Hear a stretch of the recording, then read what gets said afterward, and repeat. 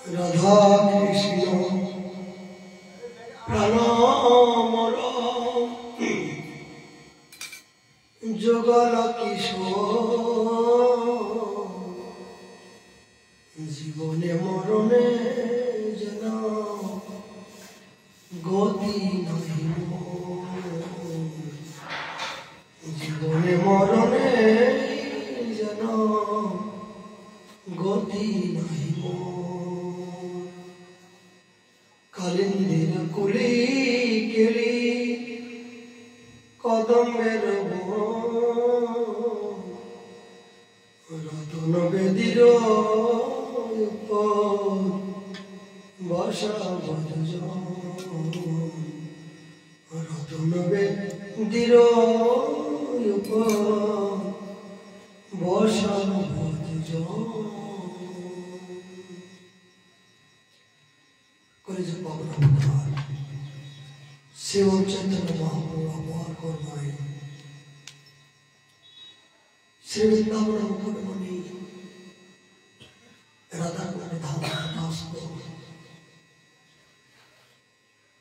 শ্রী শ্রী রাধা মদন মোহনজি চরণ প্রান্তে নিতাই গো শীতলাতের প্রসন্নতার জন্য মোদীয় গুরু মহারাজ রাধাকুণ্ড আশ্রয়ী পরম বিরক্ত ভজনন্দী শ্রী শ্রী 108 কৃষ্ণ মহারাজের আদেশ করে দিয়ে আমাদের ইয়ার নিত্যের মধ্যে হরিকথার আয়োজন আজ আমাদের আসল বিষয়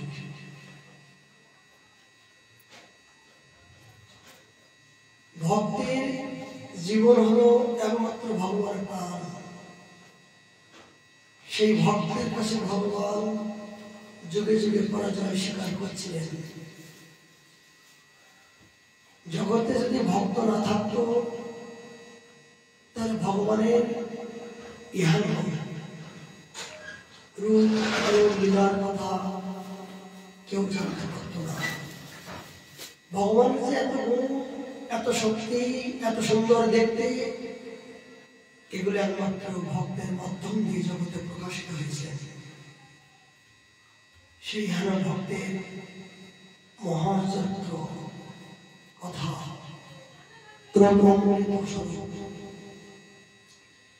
গৌরীয় বৈষ্ণব জীবনে আমাদের চিরবন্দনীয় চিরস্মরণীয় স্মরণীয় যাদের অনুসরণ যাদের ছায়াতলে আমাদের মতন ক্ষুদ্র জীবীর পথ চলা এখানে বট বৃক্ষ ছায়াতলে আমরা পেয়েছিলাম এখানে মহাপুরুষের জীবনচরিত আজ আমাদের সিদ্ধ তিনকড়ি দাস বাবাজি মহারাজের পূর্ণ জীবনচরিত সম্বন্ধে আপনারা অবশ্যই শুনেছেন যে মহাপুরুষের জীবনী অতীব বিচিত্র ভগবানের লীলা নির্দিষ্ট গ্রন্থে আসেন সে ভগবানের লীলা বিভিন্ন প্রকার গ্রন্থে লেখা আছেন কিন্তু ভগবানের চেয়েও ভক্তের লীলা অতীব অতীব গুরুত্বপূর্ণময় এই জন্য স্বয়ং সৃষ্টিকর্তা বললেন আমি ভজন গমন বাণী ইহা তা ব্রহ্মাবতাও জানিতে না পারি বলছি ভক্তের কখন কোন মুক্তি কখন কিভাবে কোথায় ভজন করবে কোথায় গমন করবে কোথায় কোন বাণী দিয়ে পতিত জীবকে উদ্ধার করবে সৃষ্টিকর্তা ব্রহ্মা বললেন আমি জগৎ জীব সৃষ্টি করেছি বটে কিন্তু এগুলোর সংবাদ আমি জানি না তিনি জানেন যারা একমাত্র সেই ভগবানের চরণে আত্মসমর্পণ করেছেন তাদের মনের ব্যথা বেদনা শ্রী ভগবান এবং ভক্তই জানে তৃতীয় ব্যক্তি এখানে জানার মতো অধিকার কারণ নাই অনেক দুর্লভ চরিত্র। এ দাস শুনেছি ওনার জীবনে, কিন্তু আজকে দেখলাম তার জীবনীটা। ও এখানে ব্যক্তি আজ জগতে কেন আসে, কি জন্য আসে? শুধু এই হতভাগাদের কৃপা করার জন্য, মনুষ্য রূপ ধারণ করে তারা এসেছেন বটে, জগৎ কল্যাণের জন্য, প্রতিদিনকে উদ্ধার করার জন্য, ভগবানের দ্বিতীয় করেবার স্বরূপ ভক্ত রূপে জগতে বিচরণ করছেন। তারপরে আমাদের নিত্য নৈমিত্তিক বৃন্দাবন ময়নাম থেকে প্রবন্ধ সরস্বতীদের কৃপাপ্রত স্বরূপ একটি শ্লোক আমরা আস্বাদন করব।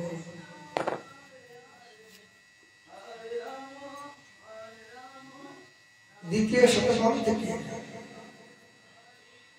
৮ নম্বর শ্লোক থেকে বললেন, ঘোর সংসারের কারণ এই কুষ্ঠিক দেহে বৃথা আভাস, আমার আভাস ত্যাগ করো, নিজ দেহ এবং বৃন্দাবনের সকলের চির ঘন বলিয়া ধারণা করো।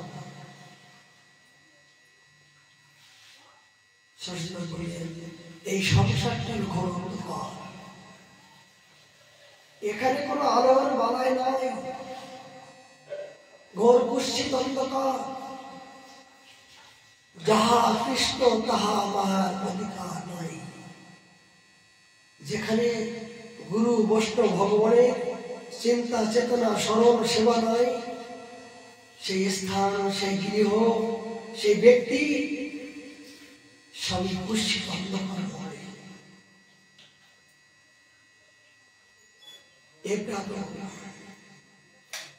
যেখানে তুমি জানতে পারবে যে তোমার এই জাতীয় সুগন্ধি নাই, সে স্থান তোমাকে তন্মুহূর্তে ত্যাগ করাই উচিত।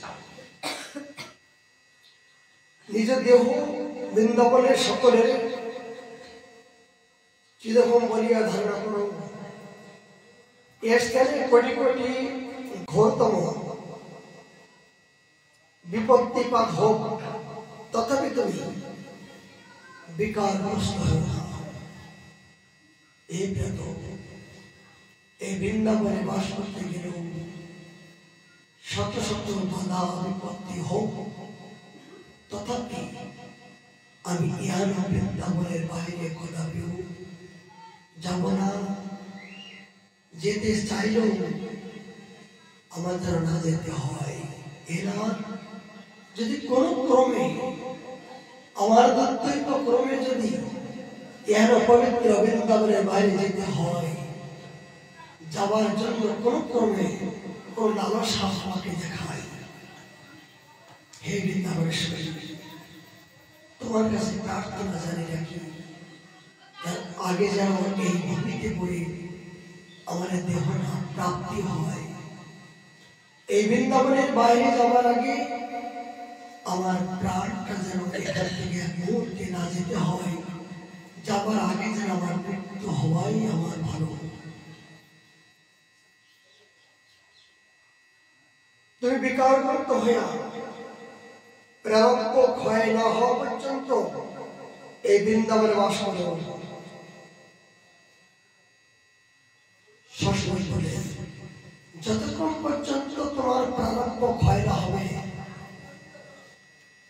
ততক্ষণ পর্যন্ত তুমি বৃন্দাবনের বাইরে যেও না। গেলে কি হবে? তুমি তোমার যুগল কিশোরের আরাধ্য দেবতার সেবা থেকে, কৃপা থেকে সারা জীবনের মতো তুমি বঞ্চিত হবে। এই জন্য শাসক বললেন, এই জীবনে মনুষ্য জীবনটা অনেক দুর্লভ জীবন পেয়েছ। অনেকে ভ্রমণ করতে করতে অনেক কষ্টের মধ্য দিয়ে এই সুন্দর মনুষ্য জন্ম পেয়ে হরিভজন করার মতো এই সাধন দেহ পেয়েছ। তারপরও ভাগ্যক্রমে যদি বৃন্দাবনে বাস হয়, আর বৃন্দাবনের মধ্যমণি মুকুটমণি শ্রীরাম রাধা কুণ্ডের তটে যদি কোনো ভাগ্য করে বাস হয়, কিন্তু এই বাস করার পরও হবার পরও তুমি যদি এই পরস্পরকে কেউ কয়লাকে পাওয়ার জন্য তুমি উৎকণ্ঠা অনুরাগে এই ব্রজের বাইরে যাও, তাহলে সারা জীবনের সমস্ত সম্পত্তি এক মুহূর্তের জন্য তোমার নষ্ট হতে চলল। এই মনুষ্য জীবনের সমস্ত সব ব্যর্থ ব্যর্থ ব্যর্থ হতে চলল। শশী বললেন, এরা আমার দুর্দৈব করবে। যদি এইরকম কোন প্রকার মনের বিকার ঘটে থাকে, ঘটতে যায়, তুমি কৃপা করে তোমার শরণাগত রেখে এই অধম দাসকে তুমি চরণ থেকে বঞ্চিত করো না। এই প্রার্থনাগুলো তোমার কাছে জানিয়ে রাখলাম। এই হলো একমাত্র ধাম নিষ্ঠা, সাধন নিষ্ঠা, আকুতি মিনতি। এই হলো সাধকের জীবনের সর্বোত্তম ভজনের চিন্তা চেতনা। ভজনের সর্বোত্তম চিন্তা চেতনা বৃন্দাবনে বাস, এই মথুরামণ্ডলে বাস। পঞ্চাঙ্গ ভজনের মধ্য দিয়ে মথুরামণ্ডলে বাস সর্বোত্তম। যদি কোন ক্রমে হেলায় অবহেলায় ব্যথায় দুঃখ কষ্ট সবকিছু সহ্য করতে পেরেও যদি শেষ নিষ্ঠাষ্টুকু এই ব্রজভূমির বাড়িতে যদি কেউ রাখতে পারে, অহধন্য মনুষ্য জীবন তার সফল হল। তাই কোন ক্রমে মৃত্যু হোক, আমার গাড়ির তলায় পড়ে মৃত্যু হোক, আমার বজ্রাঘাতে করে মৃত্যু হোক, আমার চোরের মাধ্যম দিয়ে আমাকে অপহরণ করুক, আমার দেহটা নিয়ে কোন ব্যক্তি খেলা করে প্রতারণা সহকারে এই দেহটা যদি খণ্ড খণ্ড করে দেয়, কোন ক্রমে ছলনায় ছলে বলে বলে কৌশলে যদি আমার দেহটা এই বৃন্দাবনে যায়, তবে আমার এই মনুষ্য জীবনটা সার্থক হবে। এতে কোনো সন্দেহ নাই, এতে কোনো সন্দেহ নাই। ষষ্ঠবার এই জাতীয়কে প্রার্থনা করলেন যে কেমন করে ব্রজবাস করতে হয়। আমাদের আজ চিরস্মরণীয় চিরবন্দনীয় যে আমরা প্রেম ধন করুণা পশু কোথায় গেল আচার্য, যাদের সঙ্গ পেয়েছে সেই সঙ্গ নাই বহ, কিন্তু এর মহাতের সঙ্গ যারা পেয়েছিলেন তাদের সঙ্গ যদি হয়ে যায়, সেসব সঙ্গের সঙ্গ না হলে বিলাস, সে সঙ্গ না পেয়ে আকান্তে নরক দাস। এই তিনপুরি বাবাজি মহারাজের জীবনচর্যা আজ আমরা শ্রবণ করব। পশ্চিমবঙ্গের মেদিনীপুর জেলায় ঘাটায় মহানগর অন্তর্গত মনোহরপুর নামক গ্রাম, নিত্যানন্দ প্রভুর অভিন্ন শক্তি মাতা জামনামা ঠাকুরানীর একটি ধারা বেশ কয়েক পুরুষ ধরিয়া এই গ্রামে বাস করিতেন।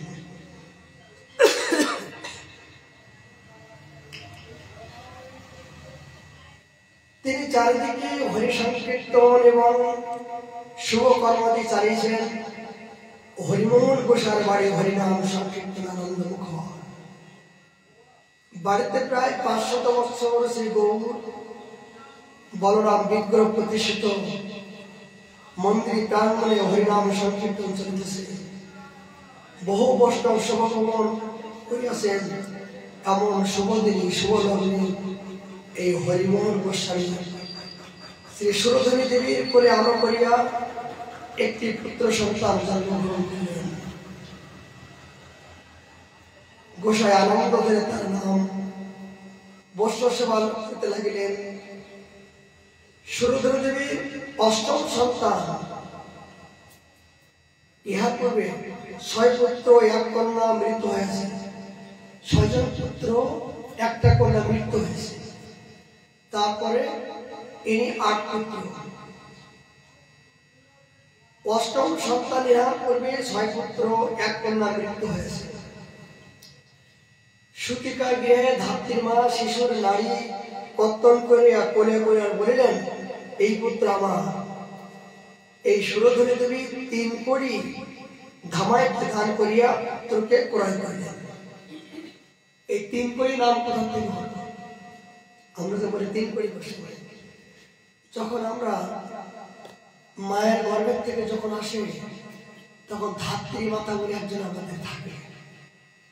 গর্ভধারী মা আর যিনি ধরেন তাকে ধাত্রী মাতা, ভগবান তাকে ধাত্রী মাতা বলে সম্বোধন করছেন। এই ধাত্রী মাতা দেবী এই 3 কড়ি মহারাজ জন্মগ্রহণ করার সাথে সাথে করে করে বলেন, আমার পুত্র, আমার পুত্র আমি দেব না।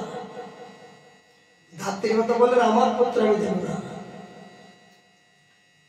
তখন তার মা জ্ঞান ফেরার পরে বলেন, দেখো তুমি যখন তোমার পুত্র মনে করছো, তোমার পুত্রকে আমি নিতে চাই তোমার কাছ থেকে।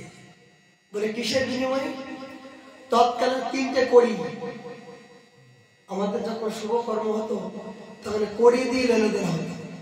এই 3টে কড়ি ধাত্রী মাতাকে দিয়ে তার নিকট থেকে এই 3 কড়ি গোসাইকে তিনি নিলেন।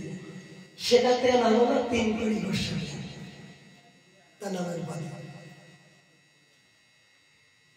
সুতরাং এই পুত্র ছোটবেলা থেকে তার নাম রাখলেন কিশোরী কিশোরকান্ত। ভালোবেসে অতি সুন্দর কি করে বেশি অতি সুন্দর। ওই যে লিফট হয়ে না, দ্বিতীয়টা বলবো দাও তো। ওই চাপা সুস্থ যারা দেন যারা দেন যারা দেন কোথায় হাতে চলো যারা দেন চলো সব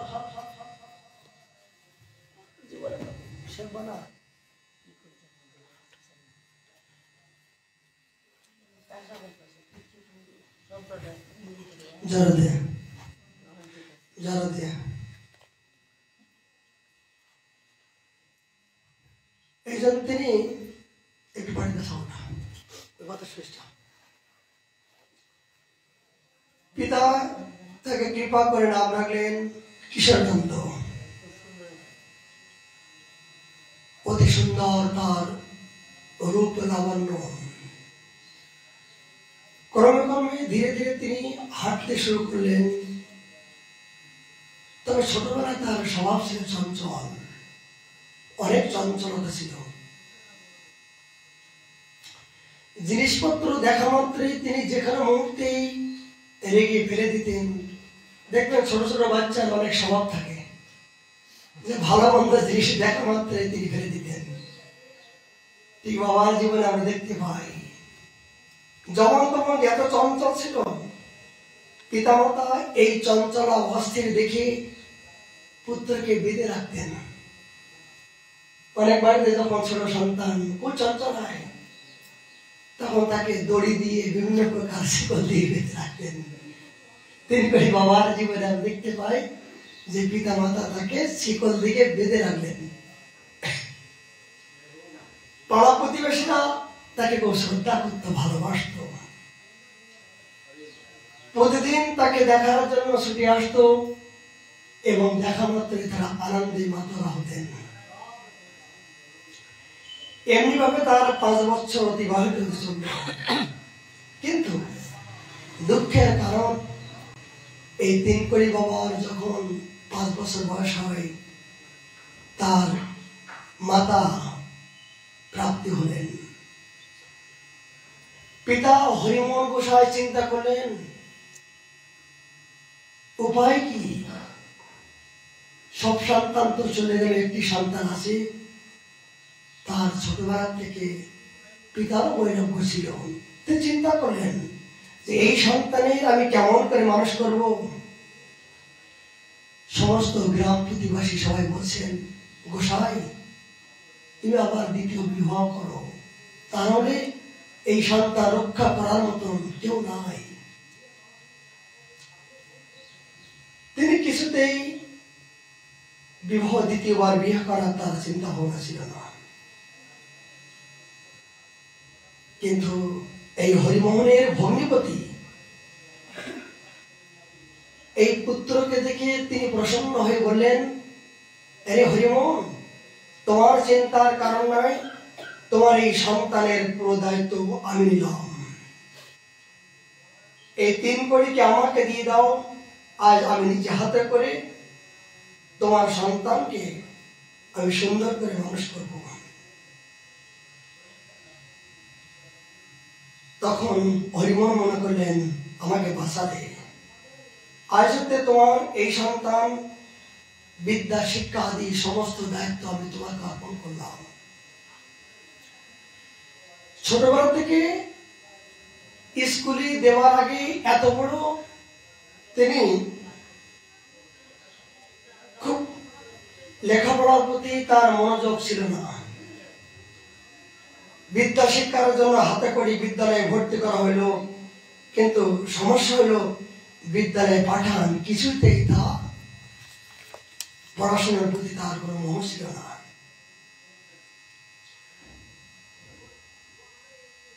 এইভাবে ক্রমে ক্রমে তার 9 বছর বয়স শুরু হলো। পুত্রের উপনয়ন শুরু হলো, দীক্ষা মন্ত্র। কিন্তু এই উপনয়নের সময় তার একটা অলৌকিক ঘটনা সমস্ত গ্রাম প্রতিবাসী দেখলেন। কি দেখলেন? তিনি গম্ভীর 3 কড়ির মধ্য দিয়ে এক অদ্ভুত ভাবান্তর, যা সমস্ত মস্তক মুন্ড করিয়া গিরি অবসন যখন পরিধান করানো হলো, তখন তার ভিতরে পরিলক্ষিত হল যে অদ্ভুত ভাবগম্ভীর অবস্থা। এই দৃশ্য দেখার পরে সমস্ত গ্রাম প্রতিবাসী মনে করলেন যে এই সন্তান কোন সাধারণ সন্তান না, এনার ভিতরে অনেক অলৌকিক শক্তি এবং জগতের কোনো কিছু শুভ কল্যাণ হবে। এটা শুভ লক্ষণ। তার এই দীক্ষার সময় সমস্ত প্রতিবেশী দেখে জানতে পারলেন।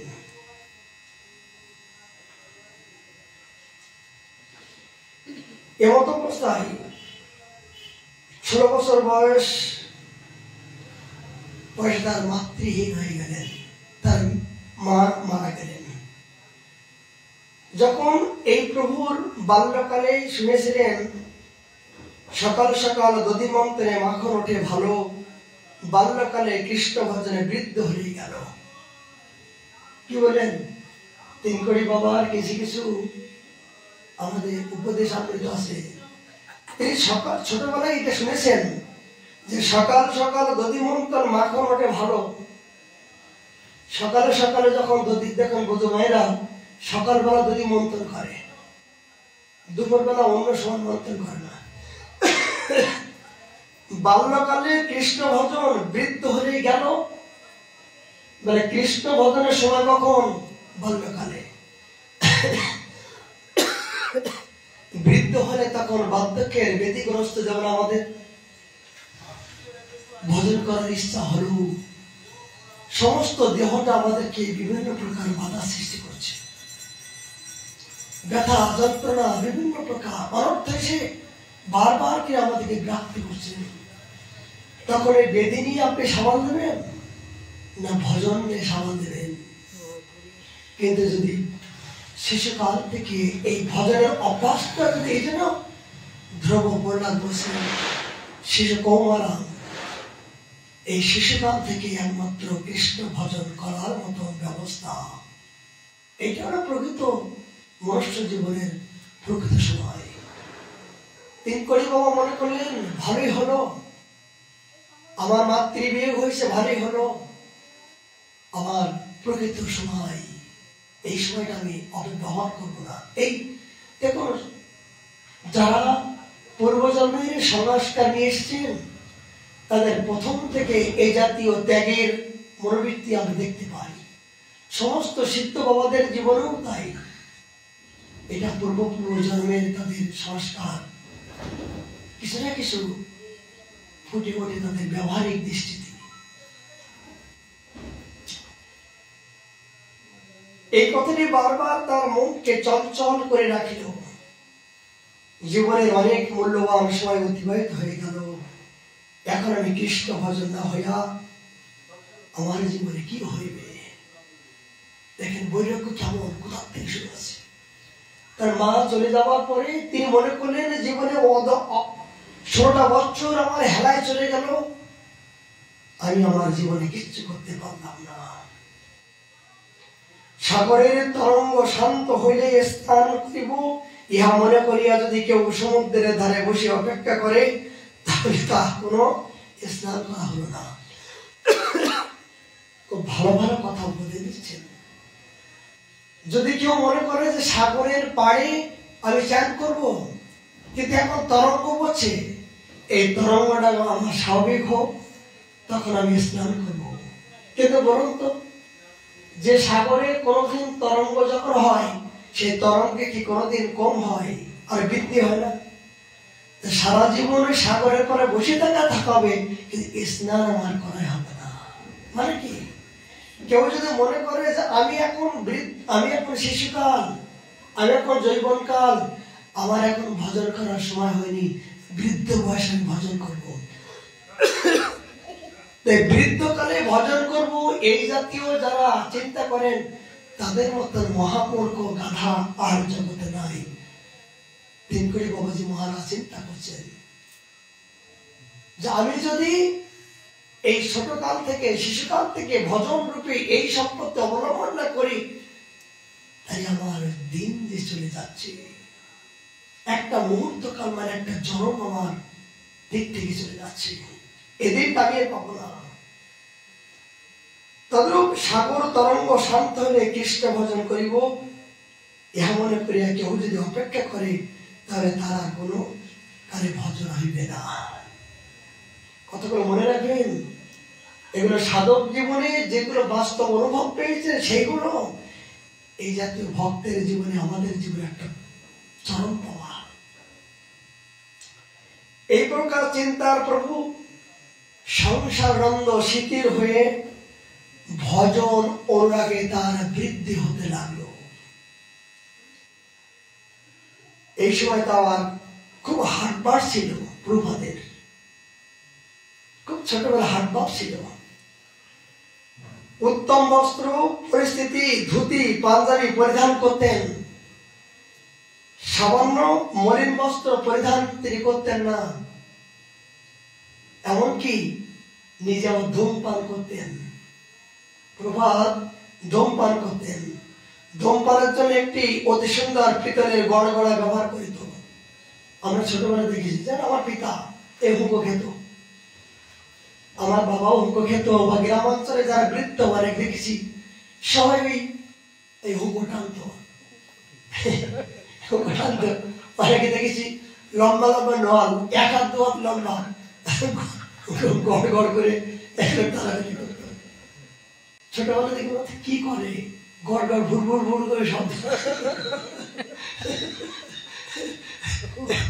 ভুর ভুর করে শব্দ হতো। আমিও দেখতাম। আমি একটা মুখ দিয়েছিলাম,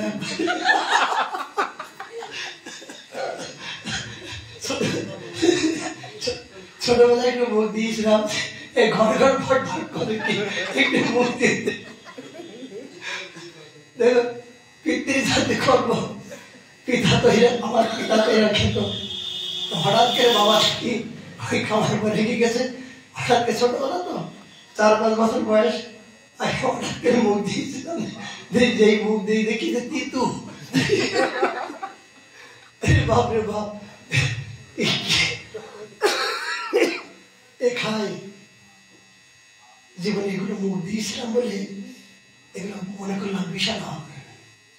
তারা যতক্ষণ পর্যন্ত এই জগতের প্রতি আসক্ত থাকবে, এই মনটা কিন্তু সেখানে ঘোরাঘুরি করবে। কিন্তু ওই আসক্ত ভোগ করার পরে তবে কিন্তু ত্যাগ হয়। জগতে ত্যাগটা কখন হয়? আপনি যদি কোনো বস্তু ভোগ করলেন, ভোগ করার পরে যখন সেটা মনে করলেন যে এই ভোগের মধ্যে আমার দুঃখ, ভোগের মধ্যে সুখ নাই, তখন কিন্তু জীবের প্রকৃত ত্যাগের রাস্তা অবলম্বন করে। কিন্তু যতক্ষণ পর্যন্ত আপনি এই মনের মধ্য দিয়ে ত্যাগের বৈরাগ্য বের ধারণ করলাম, কিন্তু মনের মধ্য দিয়ে ঘুট ঘুট ঘুট ঘুট করছে, যদি একটু হুকুটা খেতে পারতাম, যদি একটু মদের বোতল নিতে পারতাম, বলে যদি মদের বোতল খাবার ইচ্ছা খেয়ে দেখো আগে, খাবার পরে যখন ওটা বিরক্তি বোধ হবে, নিজের মন থেকে যখন ত্যাগ মনে হবে, তখন প্রকৃত ত্যাগ হবে। তা না হলে কিন্তু ভিতর উপরে সাজলাম, ত্যাগের ভিতরে থাকলেও বিভিন্ন প্রকার ভোগের চিন্তা চেতনা, তবে কিন্তু তুমি সেই অপ্রাকৃত মুক্তির জগতে তুমি উঠিতে পারবে না। এই দেখেন তিনকুড়ি বাবার জীবন থেকে অনেক আমরা সিদ্ধান্ত পাই। তিনি ধূমপান করতে অতি সুন্দর পিতলের গড়গড়া ব্যবহার করতেন।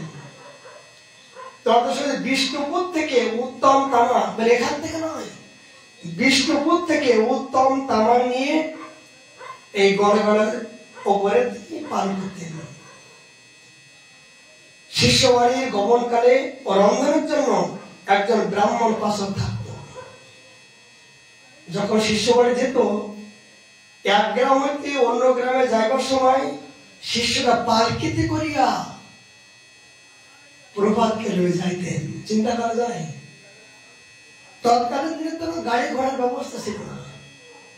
এই পালকি ছিল, ছোটবেলা আমরা দেখেছি, এই পালকিতে বিবাহ আদি সমস্ত কোথাও যেতে গেলে এই পালকির উপর নির্ভর করে যেতে হতো। শিষ্যর বাড়িতে যদি কোনো প্রোগ্রাম অনুষ্ঠান হতো, এই তিনকুড়ি বাবাকে পালকিতে করে তাকে নিয়ে যেতে হতো, যেতেন। এইভাবে এই সময় মনোহরপুরীর পার্শ্ববর্তী খাজাপুরী গ্রাম গোপীনাথ গোস্বামীর কন্যা সপ্তম বর্ষ শীতলা দেবীর তাকে বিবাহ হলো তার সাথে। এই বিবাহ হওয়ার পরে কয়েক বছর অতিবাহিত হইবার পুত্র সন্তান জন্মগ্রহণ করলেন। পুত্র লাভ করার প্রভাদের আনন্দ হইবার কথা, কিন্তু মনে আর আনন্দ নাই। তিনি যে অন্তর্ধান হয়েছেন, তার মনে একটা অগম্য স্পৃহা, দুঃখ, ব্যথা, বেদনা। অনেক শিষ্য করেছি, অনেক সম্মান পেয়েছি, কিন্তু শাস্ত্র জ্ঞান তো আমার ভিতরে নাই। প্রভাত মনে করলেন, শিষ্য করলাম, গুরু হলাম, কিন্তু শাস্ত্র জ্ঞান তো নাই। কেন নাই? দেখেন, যখন গুরু হবে, গুরুদেবের লক্ষণ শাস্ত্র জ্ঞান যদি পরিপুক্ত না হয়, একজন শিষ্য প্রশ্ন করবে যে বাবা এটা কি হবে, আর সেই প্রশ্নের উত্তর যদি শিষ্য না দিতে পারে, গুরুদেব না দিতে পারে, তখন কিন্তু শিষ্য কিন্তু গুরুদেবের প্রতি প্রসন্ন হয় না। এই জন্য বাবা মনে করলেন, শিষ্য তো অনেক হলো, সম্মান তো অনেক হলো, কিন্তু শাস্ত্র ব্যাখ্যা তো আমার হলো না, সংস্কৃত জ্ঞান তো আমার প্রয়োজন। আমার তো কিছু চিন্তা করলেন, কোথায় যাব? তিনি চিন্তা করলেন, ছুটিয়া তিনি বৃন্দাবনে আসলেন। যে একমাত্র বৃন্দাবনে শুনেছি অনেক পণ্ডিত, শাস্ত্র জ্ঞানের ভান্ডার, ওখানে গেলে কোনো কিছু সেই সুযোগ ব্যবস্থা হয়। কোন এক অব্যক্ত শক্তি যেন তাকে হাত সামনে দিয়ে রাখে।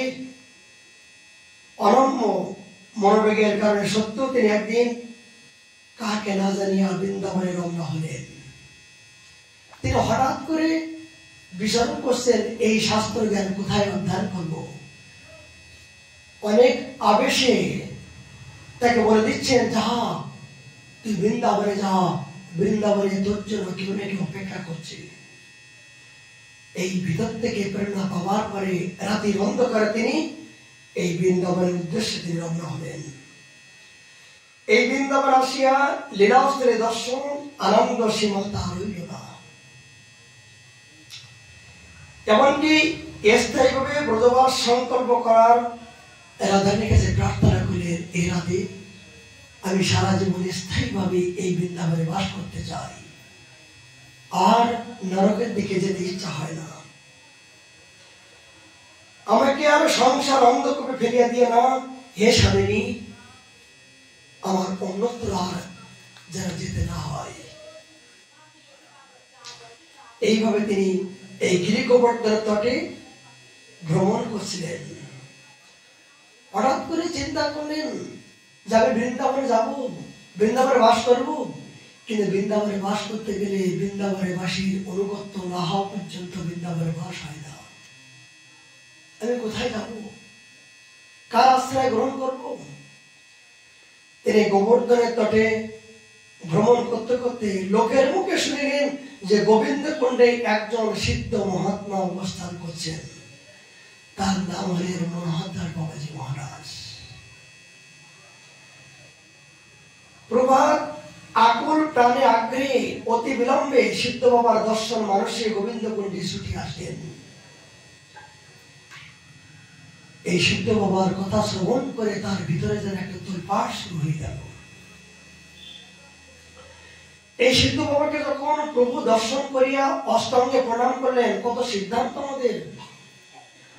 যখন মনোহরদাস বাবাজি মহারাজকে এই তিনকড়ি বাবা অষ্টাঙ্গে প্রণাম করলেন, তখন সিদ্ধ বলে, সে কি গো, তোমরা তো আচার্য সন্তান, তোমরা যে জগৎ গুরু, তোমাদের প্রণাম করব না তা কাকে করব? তোমরা জগৎ গুরু, তোমাদের প্রণাম করবো না তো কাকে করবো? যখন তিনকড়ি বাবা যখন প্রণাম করছেন বাবাকে, মনোহর দাসকে প্রণাম করছেন, মনোহর দাস বাবা তিনকড়ি বাবাকে উল্টো প্রণাম করছেন। বলুন, বৈষ্ণবের মর্যাদা কেমন করে দিতে হয়? এই জাতীয় বৃন্দাবনে আসলে বোঝা যায় না।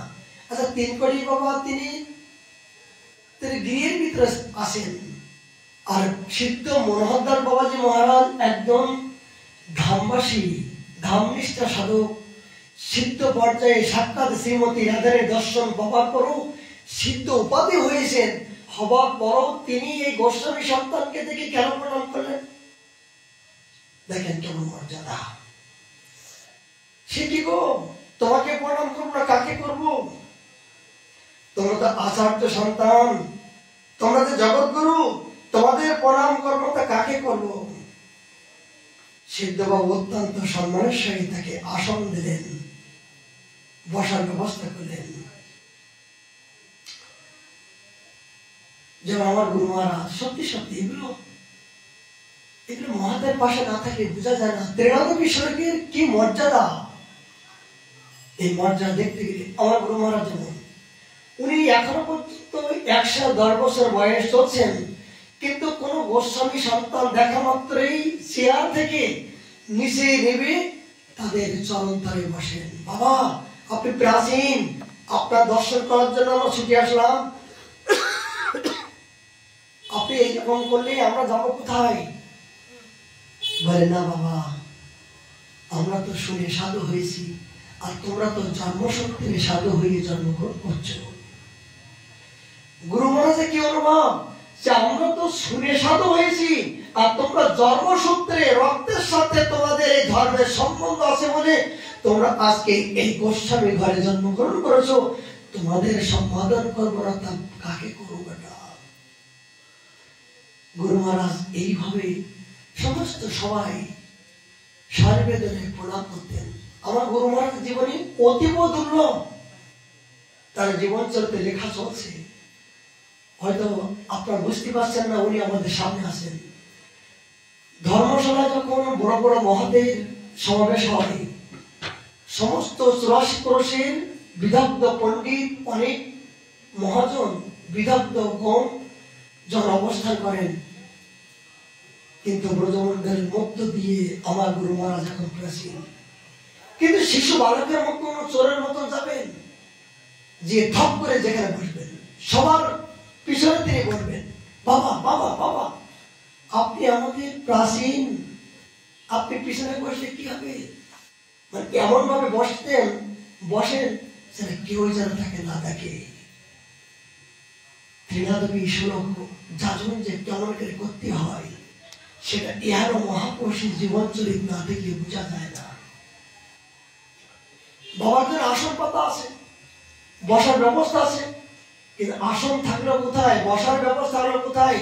তিনি নিজেকে দিনহীন, কাঙাল, নিঃস্ব, রিক্ত, নিকীর্ণ নিজেকে মনে করছেন আমি ইহারও একজন নিকৃষ্ট জীব, এত বড় মহাতের পাশে বসার মতো আমার যোগ্যতা নাই। আবার মঞ্চ থেকে বলি বাবা ওঠো, বাবা ওঠে, বাবা ওঠে। এই যতবার বাবাকে বলি ততবার এইরকম ঘুষি দিয়ে, বাবা গুরু মহারাজ এরকম ঘুষি দিয়ে এরকম ঘুষি দিয়ে কাপ করে ফেলে দেবে। ওনার ইচ্ছাকে মতো চলবে, উনি যা বলবেন তাই, ওনার হিসাব বাইরে চলে আসবে। এসব মহাপুরুষের জীবনে হতে করুন। সিদ্ধ বাবা একদিন প্রভু সিদ্ধ বাবাকে জিজ্ঞাসা করলেন, মহারাজজি কি করলে ভক্তি হয়? বাবা আচার্য বলে, সে কি গো, ভক্তি তো তোমাদের ঘরের সম্পত্তি, আর তুমি যে বলছো ভক্তি কি করে হয়? সিদ্ধ বলছেন, ভক্তি তো তোমাদের ঘরের সম্পত্তি নিয়ে তোমরা জন্মগ্রহণ করছো, তোমরা আবার আমাদের কাছে কি শ্রবণ করছো? ভজনের সম্বন্ধ প্রশ্ন উত্তর কয়েক দিন অতিবাহিত করলে হয়ে গেল। যখন এই জাতীয় প্রভাত প্রশ্ন করলেন, তখন সিদ্ধ বাবা ঠাড়া করে বললেন, শোনো বেটা, তুমি যে বড় পণ্ডিত হবার ইচ্ছা করছো, তোমার বিভিন্ন প্রকার সংস্কৃত ব্যাকরণ পড়ার জন্য বৃন্দাবন এসেছো। এদিকে প্রভাত কিন্তু বৃন্দাবন আসার উদ্দেশ্য একটাই, যে গ্রন্থ অধ্যয়ন করা পণ্ডিতের জন্য। কিন্তু মনোহরদাস বাবাজি মহারাজ মনের কথা বলে দিলেন যে কি গো, তুমি ভক্তিকে অবলম্বন করবা, কিন্তু তুমি যে পণ্ডিত হওয়ার ইচ্ছা তোমার ভিতরে ভিতরে, এই কথা শ্রবণ করার পরে বুঝতে পারলেন আমার ভিতরে খবর এই বাবা কেমন করে জানলেন। এই ঘটনা সিদ্ধ বাবার প্রতি তার শ্রদ্ধা পরিপূর্ণ হয়ে গেল। এই শ্রদ্ধা যখন হলেন, তখন প্রভাত একদিন বললেন, প্রভাতকে আদেশ করলেন, শোনো তুমি বাড়ি ফিরে যাও। সিদ্ধ বাবা প্রভাতকে বললেন, তুমি বাড়ি ফিরে যাও, এখনো বৃন্দাবনে বাস করার সময় হয়নি, তোমাকে এখনো অনেক কর্তব্য কর্ম বাকি আছে, তোমার দ্বারা জগতের অনেক কল্যাণ হবে, চিন্তা করো না, সময় মতন ব্রজবাস হবে। প্রভাতের এই জাতীয় ব্যথা যখন দিলেন, তখন নীরব থেকে বললেন, বাবা আমি যে বৃন্দাবন থেকে বাড়িতে যাব, কিন্তু বাড়িতে যাবার ভাড়া নাই, আমার একটা পয়সা নাই, যে বৃন্দাবন থেকে যে বাড়ি যেতে গেলে পয়সা লাগে, এই পয়সা নাই। তখন সিদ্ধ বাবা কি বললেন, চিন্তা করো না, তুমি বৃন্দাবনে যাও, এই গোবর্ধন থেকে বৃন্দাবনে যাও, দেখবা তোমার নিজের দেশ থেকে কেউ টাকা পাঠায় দিয়েছে তোমাকে বাড়ি যাওয়ার জন্য। চিন্তা করতে পারেন যে প্রভাত আসেন গোবর্ধনে, আর মনোহরদাস বাবাজি বসে চিন্তা করো না, তোমাকে বাড়ি যাবার জন্য যে টাকার দরকার, ওখান থেকে টাকা পাঠিয়ে দিয়েছে, বৃন্দাবনে গেলে তুমি বুঝতে পারবা। কথাগুলো ভালো করে শ্রবণ করবেন, খুব গুরুত্বপূর্ণ রহস্যময়। সেই দেশ থেকে তোমার ভাড়া পাঠানো হবে। সিদ্ধ বাবার আদেশ, গোবিন্দকুণ্ড থেকে তিনি এই বৃন্দাবনে তার পরিচিত আত্মীয় বাড়িতে আসলেন এই বৃন্দাবনে। তখন শুনিলেন সত্য সেই দেশ থেকে পদ্মযাত্রার জন্য একজনের মাধ্যম দিয়ে টাকা পাঠিয়ে দিয়েছেন। এই টাকা লইয়া স্বদেশে তিনি রওনা হলেন। তিনি স্বদেশে রওনা হলেন বটে, কিন্তু সংসারের প্রতি অনাসক্তি ক্রমে বর্ধিত হতে লাগিল। একটি পুত্র সন্তান, নাম রাখিলেন বৃন্দাবন। বাড়িতে যাওয়ার পরে একটা পুত্র সন্তান হলো, নাম রাখলো বৃন্দাবন। পুত্রের বয়স যখন 3 মাস, তখন তার স্ত্রী শীতলা দেবী তার অসুস্থর জন্য তিনি মারা গেলেন। দেখেন কেমন সাধকের জীবনে কত দুঃখজনক। এই তিনকড়ি বাবার একটি মাত্র পুত্র সন্তান, 3 মাস বয়স। তিনকড়ি বাবার যখন জন্ম হয়েছিল তখন কিছুদিন পরে তার মা চলে গেল। আবার তিনকড়ি বাবার সন্তান যখন হয়েছে তখন কিছুদিন পরে তার স্ত্রীকে হারালেন। চিন্তা করলেন উপায় কি, এই শিশুকে কে রক্ষণাবেক্ষণ করবে? তখন কালের প্রভাবে ভগবত ইচ্ছায় সেই ধাত্রী মাতা যে তিনকড়ি প্রভাবকে ধারণ করলেন, ধরলেন, ওই ধাত্রী মাতা এসে বললেন, তুমি চিন্তা করো না, আমি তোমার যেমন ভাবে লালন পালন করেছি তোমার সন্তানকে তেমন ভাবে আমি লালন পালন করবো। ধাইমা, এই প্রকার উক্তিতে তাকে ধাইমা বলে উপাধি করলেন। এইভাবে তিনি তিনকড়ি গোস্বামীর সন্তানকে ধাইমা তিনি লালন পালন করতে শুরু করলেন। তিনি মনে করলেন এই সংসারের মধ্য দিয়ে দুঃখদায় আমি আর থাকতে চাই না। তিনি বিভিন্ন প্রকার তীর্থ ভ্রমণ করার জন্য তিনি পথে বাইর হলেন। কামাখ্যা দেবীর এই ভ্রমণ করতে করতে কামাখ্যা দেবী কামাখ্যা চলে আসলেন। এই কামাখ্যা দেবীকে দর্শন করলেন।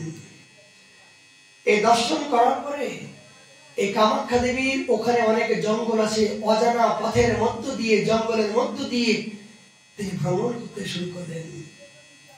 একদিন কি হলো, গভীর জঙ্গলে যখন যেতে শুরু করলেন, হঠাৎ করে সন্ধ্যার সময় সন্ধ্যা ঘনিয়ে আসলো। অরণ্যের পথ, কোথাও কোনো লোকালয় নাই, লোকের কোনো বালাই নাই।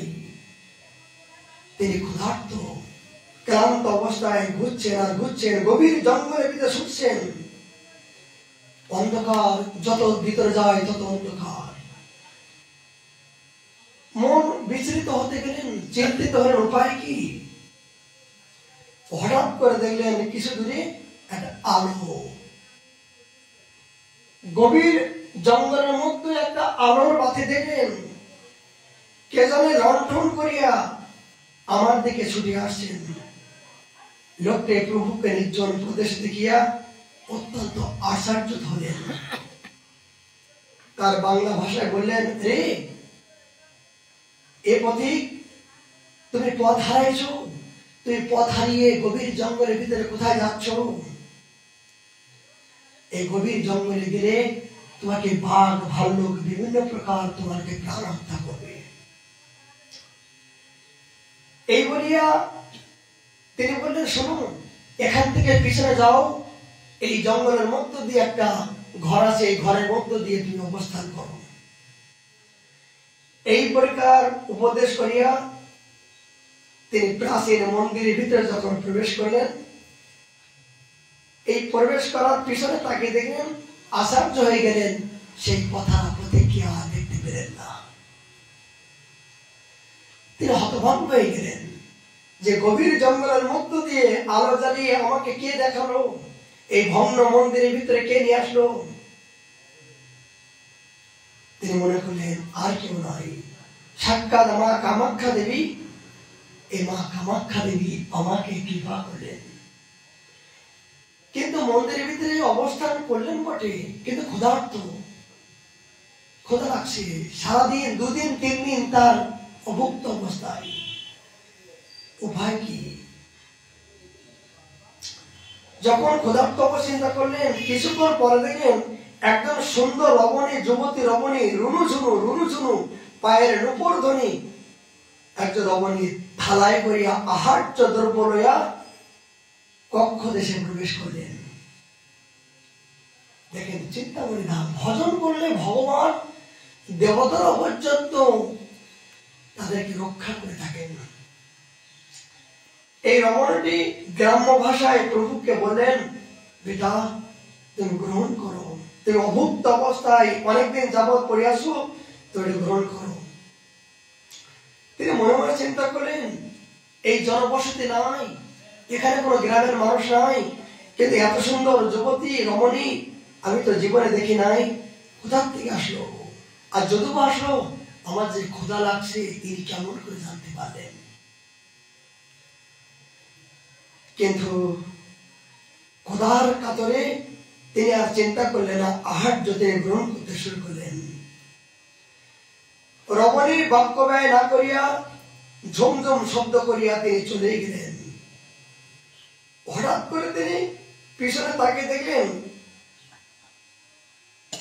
যে রমণীর কোন চিহ্ন মাত্র নাই। তিনি মনে করলেন নিশ্চয়ই দেবী কামাখ্যা প্রসাদ নিয়ে আমাকে সেবা করার জন্য আসলেন।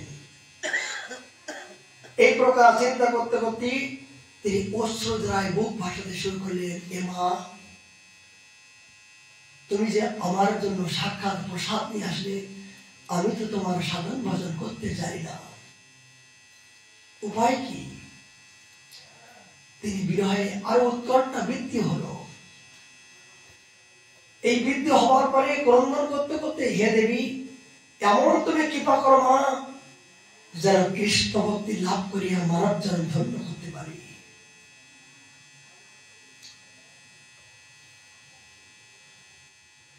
এই প্রকারে মার কাছে প্রার্থনা করলেন।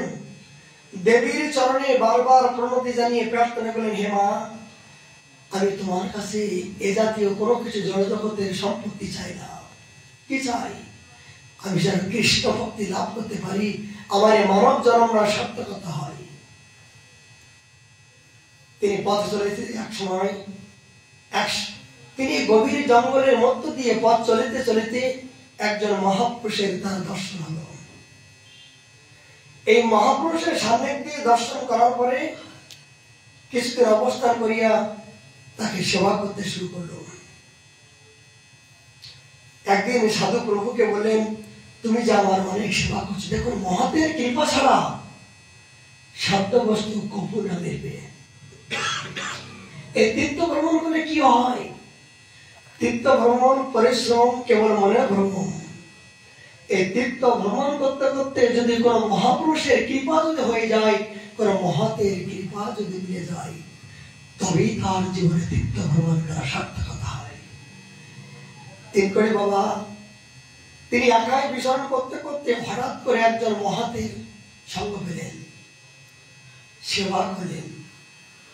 সেবা করার পরে প্রসন্নতে বললেন, বেটা, তুমি যে আমাকে নিঃস্বার্থভাবে সেবা করলে, কি চাও বলো? তুমি আমার অনেক সেবা করেছো, কি চাও? সাধু বললেন, তুমি কি তোমার দিতে পারবো না, তুমি যা চাইবে তোমার দিতে পারবো না, তবে তোমার যে ইষ্ট দেবতার প্রকৃত সন্ধান বৃন্দাবনে গেলে তুমি পাবে। দেখুন সাধু বলে দিচ্ছেন, তুমি আমার কাছে যা চাইবে সেই অহেতুক ভক্তি, সেটা আমার দেওয়ার সামর্থ্য নাই, তবে তোমাকে দিক নির্দেশ করতে পারি, তুমি বৃন্দাবনে গেলে তুমি অবশ্যই পাবে।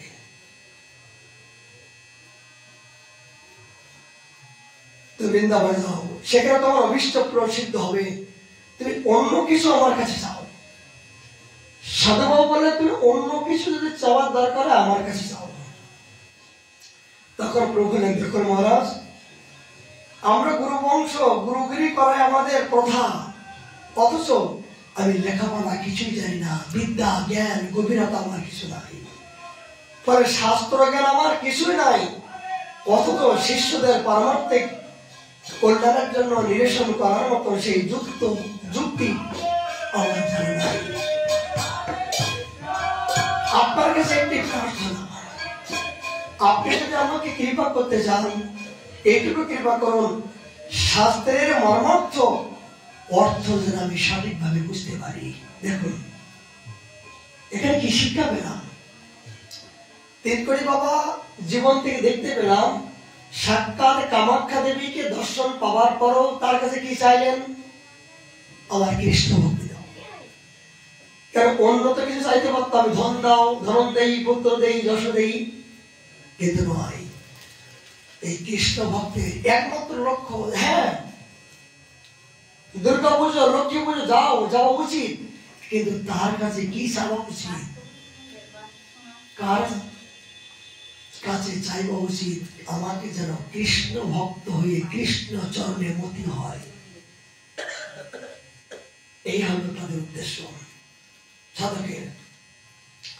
আর কি জানেন, সাধুর কাছে কি চাইলেন যে সাধু বাবা এই জড়জগতের কোনো বস্তু চায় না, আমাকে এমন ধরনের বিদ্যা আমাকে দান করো যে বিদ্যার মাধ্যম দিয়ে যারা আমার কৃষ্ণ ভক্তি আমি উপলব্ধি করতে পারি। তখন কি বললেন এই মহান সাধু বাবা, প্রসন্ন হয়ে যাও, আজ হইতে সমস্ত শাস্ত্র যুক্তি তোমার মধ্যে স্ফুরিত হবে। এটাকে মহাদেব কৃপা। এই সাধু বাবা তিনকড়ি বাবাকে হাত থেকে বলে যাও, আজ থেকে তোমার ভিতরে সমস্ত শাস্ত্র সবকিছু প্রকার হবে। তার কয়েকদিন পরে স্বদেশে রওনা হলেন। তিনি গ্রামে গঞ্জে হরিনাম প্রচারে মনোনিবেশ করতেন। বিভিন্ন প্রকারে হরিনাম করতে করতে তার এইভাবে জীবন চলতে শুরু করল। কিন্তু অনেক গ্রামের প্রতিবাসী বললেন, আরে তুমি আবার বিবাহ করো, তোমার এখন যুবক বয়স, তোমার যে স্ত্রী মারা গেছে, তুমি বিবাহ না করলে এই সন্তান কে দেখবে, এই যৌবন কেমন করে রক্ষা করবা? অত্যন্ত বিরক্ত বোধ ফিরলেন তিনি। ওখান থেকে এই যে সমাজের বিভিন্ন প্রকার কথা শুনে বিরক্ত বোধে আবার গোবিন্দ কুণ্ডে চলে আসলেন দ্বিতীয়বারের মতো। গোবিন্দ কুণ্ডে থাকার পরে ভজনের প্রতি মনোনিবেশ হয়ে সিদ্ধ বাবার কাছে জানিলেন, জিজ্ঞাসা করলেন। একদিন তিনি প্রভুকে বললেন, গোসাই, যখন মনোহরদার বাবাজি মহারাজের এখানে ভজন করছিলেন, বাবাজি মহারাজ তার ভবিষ্যৎ সম্বন্ধে জেনে বললেন, গোসাই তুমি যে আসলে অনুরাগ নিয়ে, তুমি আবার দেশে যেতে হবে, তোমার এখনো ভোগ আছে, তোমার দ্বারা এখনো ভোগ আছে। বলে কি? অত্যন্ত দুঃখিত হলেন, আমি আর মায়ার জগতে ফিরে যেতে চাই না গুরুদেব, আপনি আমাকে আশ্রয় দিন। তখন বাবা বললেন, তুমি বললে কি তুমি হবে গোসাই? তুমি বললে কি বৃন্দাবনে বাস হবে? তোমার এখনো পর্যন্ত ভোগ বাকি আছে, তাছাড়া তোমার এখনো পর্যন্ত অনেক কর্তব্য কর্ম বাকি আছে। আমি বলছি তুমি গিয়ে পেয়ে যাও, আবার যে বিবাহ করো। দেখছেন, সিদ্ধ বাবা বললেন, তুমি আবার যে বিবাহ করো, ওই বিবাহের মধ্য দিয়ে ভোগ নিবৃত্তি যতক্ষণ পর্যন্ত পরিপূর্ণ না হবে, ততক্ষণ পর্যন্ত তুমি তোমার ইষ্ট দেবতাকে পাবে না। এই গোবিন্দ কুণ্ডে সিদ্ধ মনোহরদার বাবাজি মহারাজ 7 জন্ম আমি বৃন্দাবনে জন্মগ্রহণ করেছি, 7 জন্ম পরে এই জন্মে একটু উপলব্ধি হলো যে যুগল চরণের প্রতি আমার শ্রদ্ধা হলো। তিনি তার জাতরতি সাধক। এই তিনকড়ি বাবাকে বললেন, তুমি দ্বিতীয়বার বিয়ে করো, তারপর সময় হলে রাধারে তোমাকে টেনে আনবেন, চিন্তা করো না, তোমার অভিষ্ট সিদ্ধ হবে। অগত্য দিন কয়েক করিয়া পুনরায় স্বদেশে ফিরলেন। শুভদিনী শুভ লগ্নে মনোহরপুরে নিকটস্থ গ্রাম প্রতিবাসী আশুতোষ করে দ্বাদশ বংশীয় কন্যা সরস্বতী দেবীকে বিবাহ করলেন। দ্বিতীয়বার তিনি বিবাহ করলেন। এই বিবাহ করার পরে জীবনে সুখী হবার কথা, কিন্তু বিবাহ করার পরে তার ভিতর থেকে আবার আগুন অগ্নি শিখার মতো জ্বলতে শুরু করলো। হারাদে হারাদে, তুমি আমাকে এই সংসারের মধ্য দিয়ে আমাকে আবার চালিয়ে পুড়িয়ে সারকার করবা। আমার জীবনটা বিষাদ হওয়ার মতন শুরু হলো। তিনি যেন আর থাকতে পারছেন না। মনে মনে ভাবিলেন, এই হলো আমার বন্ধন। এই প্রকার চিন্তা করিয়া তিনি হুঁকো খেতেন। তো তিনি মনে করলেন, এই একমাত্র সংসারে আবদ্ধ হওয়ার কারণ হুঁকো। এই হুঁকোটা হলো আমার একমাত্র বন্ধনের কারণ। এই হুঁকোটা আমাকে ত্যাগ করতে হবে। একদিন তার বিশেষ পরিচিত শ্রীধর নামক একজন বন্ধু তার কাছে হুঁকোটা দিয়ে বললেন, শ্রীধর, এগুলো আমি তোমার কাছে ফেরত দিতে চাই। তাহলে আর নেব না। সারা জীবনের মতো এই এই হুকোর প্রতি আমার আসক্ত ছিল। একদিন আমি হুকো না খেয়ে থাকতে পারতাম না। আমি মনে করলাম এই হুকোটাই আমার এক জীবনের শত্রু, ভজন পথে বিরোধী। তাই এই সম্পত্তি আমি তোমাকে দান করলাম। চিন্তা করো না, আমি আর জীবনে তোমার কাছে ফিরিয়ে নেব না। এবং আমি প্রতিজ্ঞা করলাম এই মালমূত্র আমি আর মুখে ধারণ করব না। দেখুন জীবনে কি থাকে, যতক্ষণ ভোগ থাকবে ততক্ষণ পর্যন্ত ত্যাগের মনোবৃত্তি আসবে না। এই বলিয়া তিনি মুক্ত হলেন। পূর্বের ন্যায় দামি পোশাক ব্যবহার করেন না। যিনি একমাত্র দামি পোশাক, হাত বাগ, ভালো মন্দ পোশাক দেখলে তার লালসা হতো, এই দ্বিতীয় বিবাহ করার পরে তার ভিতরে বৈরাগ্য প্রকৃত মন থেকে শুরু হয়ে গেল। ভালো পোশাকের প্রতি লালসা নাই, এমনকি এই হুকোটার প্রতি লালসা নাই। এগুলো ধীরে ধীরে চলে যেতে শুরু করলো। খদ্দরে ধুতি ফতোয়া ব্যবহার করেন। শিষ্যের বাড়ি যাইয়া কাহাগিরি অবস্থান করেন না। নিকটস্থ নির্জনে যুক্তির মধ্য দিয়ে তিনি একান্ত থাকতে ইচ্ছা করেন। আর ভালো লাগে না। এই তো ভজন শুরু। ত্যাগের এই সময় হলো। তার মধ্যে ভজনের একটা অহংকার ক্রন্দন শোনা যেত। যখন একান্ত যখন থাকতো তখন একাই কাঁদতো, এর আদি হে প্রাণেশ্বরী, কখন আমার ভজন হবে, কখন আমার বন্ধন মুক্ত করবা। তিনি স্নান করিয়া এক ঝুপড়ির মধ্যে প্রবেশ করলেন। এই ঝুপড়ির মধ্যে যখন ভজন শুরু করলেন, শুধুমাত্র বৈকাল বেলায় পাঠে তিনি সন্ধ্যার সময় হরিনাম সংকীর্তন গ্রহণ করতেন। কখনো কখনো হরিনাম সংকীর্তন উদ্যদণ্ড হুঙ্কার করে তিনি হরিনাম করার লালসা ছিল। নবদেশস্থ তেরিপাড়া নিবাসী জৈনিক গোস্বামীর প্রাচীন যুগল বিগ্রহ ছিল রাধানাথ। সেই গোস্বামীর প্রকাটের পরে পত্নীর বিগ্রহ কলকাতার ধনঢ্য সেটকে বিক্রি করিবার সংকল্প করলেন। সেই বিগ্রহকে যখন এই বিগ্রহকে বিক্রি করার সংকল্প করলেন, তখন বিগ্রহ স্বপ্নাদেশ করলেন কি, আরে তুই আমাকে বিক্রি করতে চাইবি? তোর বিক্রি করার দরকার নেই।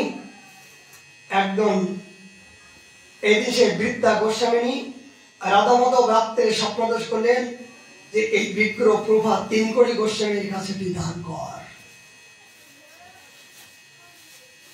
এই বিগ্রহ যখন 3 কোটি গোস্বামী পেলেন, নিজে হাতে করে প্রতিষ্ঠা করে সেবা করতে শুরু করলো। এই বিগ্রহের নাম রাখলো কি, রাধা বলল আত্মপতি।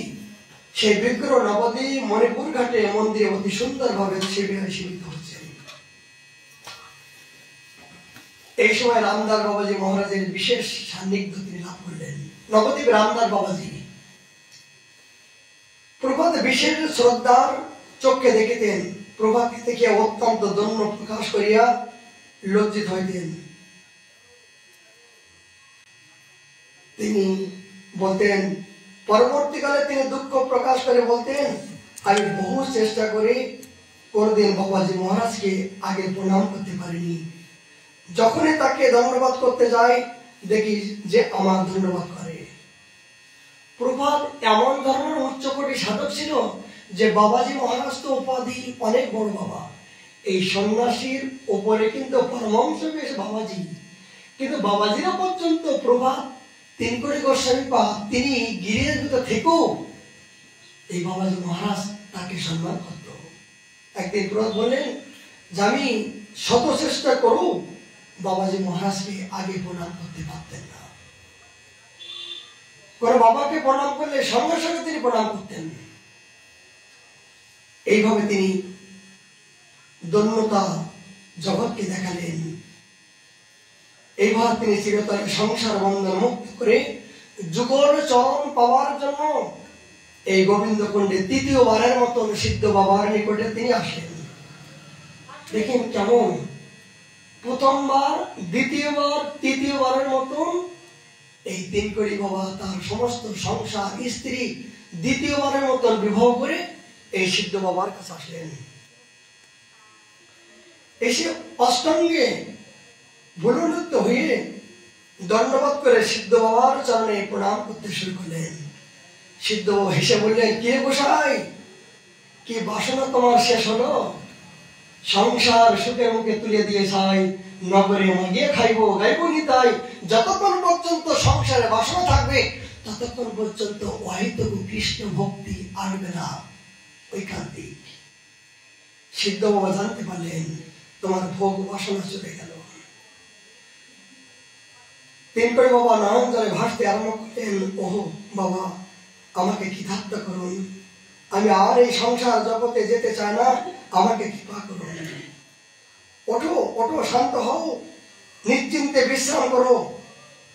এইভাবে সিদ্ধ বাবা তাকে সান্ত্বনা দিলেন। সিদ্ধ বলে, দেখো গোসাই, তোমরা আচার্য বংশ, আমি এবার এই তিনকড়ি বাবার যখন বৈরাগ্য আসলো তখন মনে করলেন এই সংসারের বেশ যখন সংসার যখন ত্যাগ করলাম, এই সংসারে কাপড় তো ত্যাগ করতে পারলাম না, তাহলে আমি কেমন করে ত্যাগ বৈরাগ্যের পথ অবলম্বন করবো? এই কাপড়টা আমাকে ত্যাগ করতে হবে। তখন সিদ্ধ বাবারা বললেন, আপনি কৃপা করে আমাকে বৈরাগ্যের ধারণ দিন, বাবাজি দিন। তখন সিদ্ধ বলেন, কি গো, দেখো গোসাই, তোমরা আচার্য বংশ, আমি কি প্রকার তোমাকে বেড়ে দেব?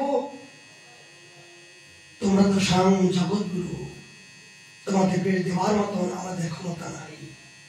এমনকি বৃন্দাবনে অনেক মহাত্মের কাছে গিয়েছিলেন, কিন্তু তিনকড়ি বাবার এই বংশ পরম্পরা প্রণালী দেখে তারা কোনোদিন বেশ দিতে ইচ্ছা করলেন না।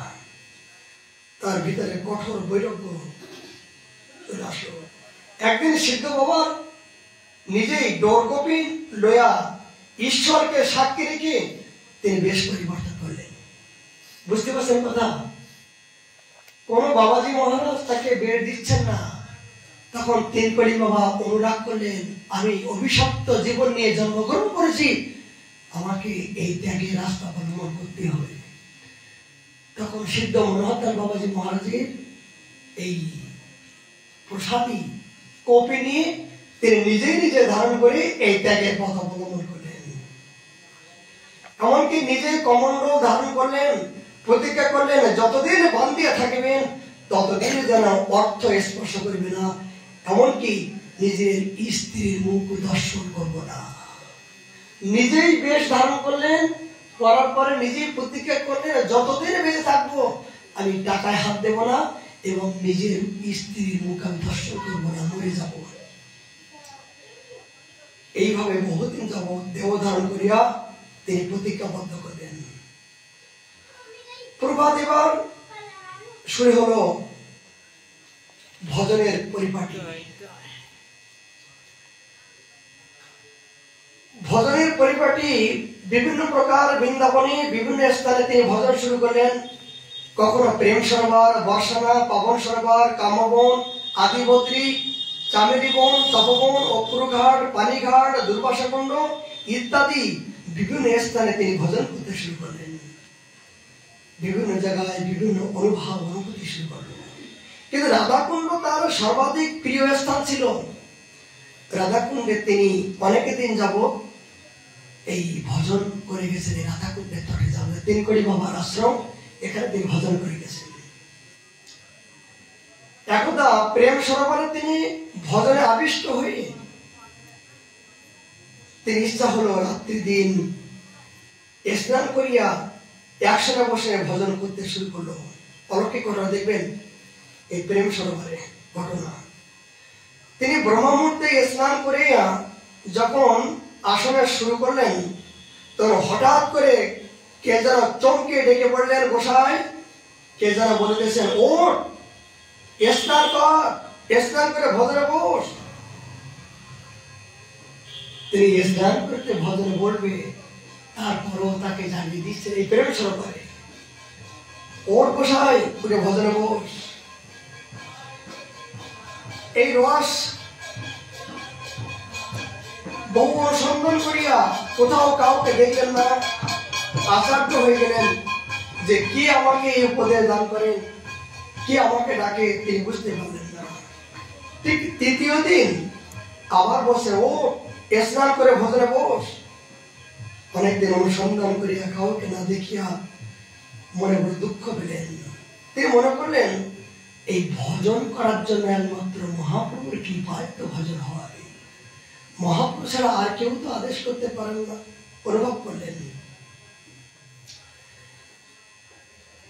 তিনি রাত্রে 2 ঘটিকার সময় স্নান ক্রিয়াদি সম্পন্ন করিয়া ভজনে বসতেন। এরপরে প্রভুপাদের ভজনে কঠোরতা তীব্রভাবে বৃদ্ধি প্রাপ্তি শুরু করল। ভজনের তন্ময়তা দেহস্মৃতি ক্রমে হ্রাস পাইতে থাকে। দীর্ঘদিন অত্যন্ত কঠোরভাবে তিনি ভজন করতে শুরু করলেন। একদিন কি হলো, তার হৃদয়ে বাহির হয়ে তার হৃদয়ের বাহিরে এক চিন্ময় আলোকিত উদ্ভাসিত হলো। প্রভাত চক্ষু উন্মোলিত করে দেখলেন কোটি বিদ্যুৎ ধিময়ী কান্তি বিস্তার করিয়া আল্লাহের শক্তির স্বরূপে শ্রীমতী রাধারানী স্ফীত হাস্যোদ্দাম ভাবে রূপী তার নয়ন পথে দণ্ডায়মান। স্বয়ং শ্রীমতী রাধারানী এই প্রভাদের সম্মুখে তিনি দর্শন দিলেন। কোথায়? প্রেম সরোবরে। এই দর্শন পাওয়ার পরে তিনি কি করলেন, অঙ্গের সমস্ত অনু পরমাণু যেন তার অত্যন্ত প্রেমাশ্রিত ধারায় প্লাবিত শুরু করল। অপরাধ দৃষ্টিতে দর্শন করিয়া তিনি তৃপ্ত হয়ে পারলেন না। মনে লাগলো এ না অনন্ত চক্ষু থাকিলেও যেন এই রূপের মাধুরী আস্বাদন করিও তারা তৃপ্তি মেটে না। তখন রাধারানী বললেন, তুমি সফলতা হয়েছ। সাক্ষাৎ রাধারানী দর্শন দিয়ে বললেন, রে 3 গড়ি, তুমি তোমার ভজনে সফলতা হয়েছ, সম্পাদন হয়েছে। যথাসময়ে আবার তুমি আমার সাক্ষাৎ লাভ করবে। এই প্রকার বলিয়া কিশোরী অধিষ্ঠ হয়ে গেলেন। স্বামীর আদর্শনে যখন জ্ঞান ফিরিয়া অজ্ঞান হয়ে গেলেন, প্রিয়াদির দর্শন করিয়ার পরে তিনি ক্রন্দন করতে শুরু করলেন। এমনি ভাবে অত্যন্ত ভাবে ব্যাকুল ভাবে তিনি কি করলেন, তিনি ক্রন্দন করে রাধে তোমার সাক্ষাৎ দর্শন করো, আজ পেলাম না। কত জন্মের অপরাধী, কত জন্মের পাপ করেছি না জানি, যে তোমাকে প্রিয় আমি এখনো পর্যন্ত তৃপ্তি উপলব্ধি করতে পারলাম না। তার জীবনে আরো 4 পর্যায়ে বৈরাগ্য শুরু হয়ে গেল, ত্যাগের বৈরাগ্য শুরু হয়ে গেল। যে কেমন করে পাবো অখণ্ড তার চরণে, কেমন করে আমি সেবা পাবো, এই জাতীয় তার ত্যাগের শুরু হয়ে গেল। তখন কি হলো, এমনি ভাবে এক অদ্ভুত ভাব তন্ময়তা ভাবে অতিভাব শুরু করলো। এই কথা তিনি কাউকে বলেননি।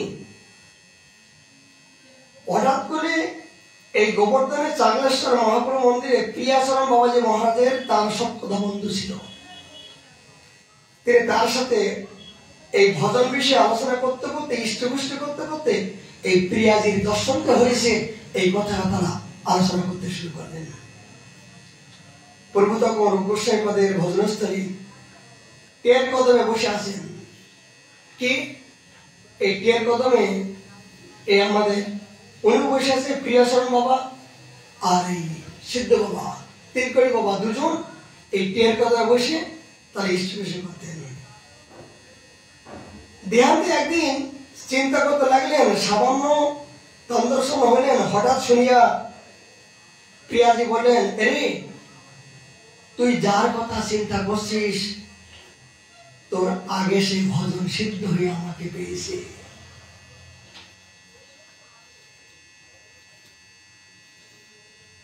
রাধারানী তিলকড়ি বাবাকে বললেন, তুই কার চিন্তা করছিস? তুই যার চিন্তা করছিস টের কথা বসে,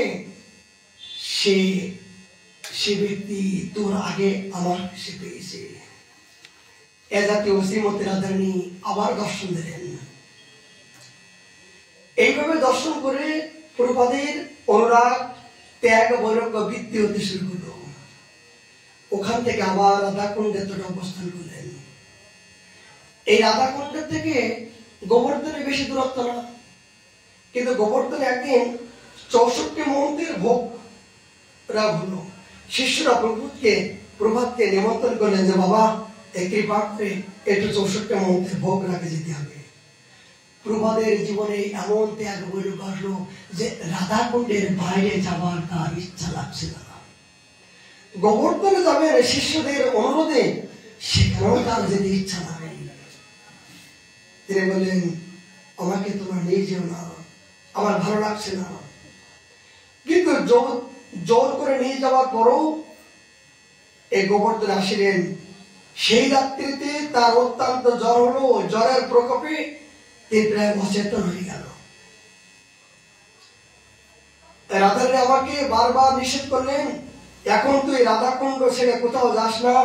তার কথা শুনে না শুনে গোবর্ধন এলাম, সেই জন্য আমার দুরবস্থায় এই জ্বর হলো।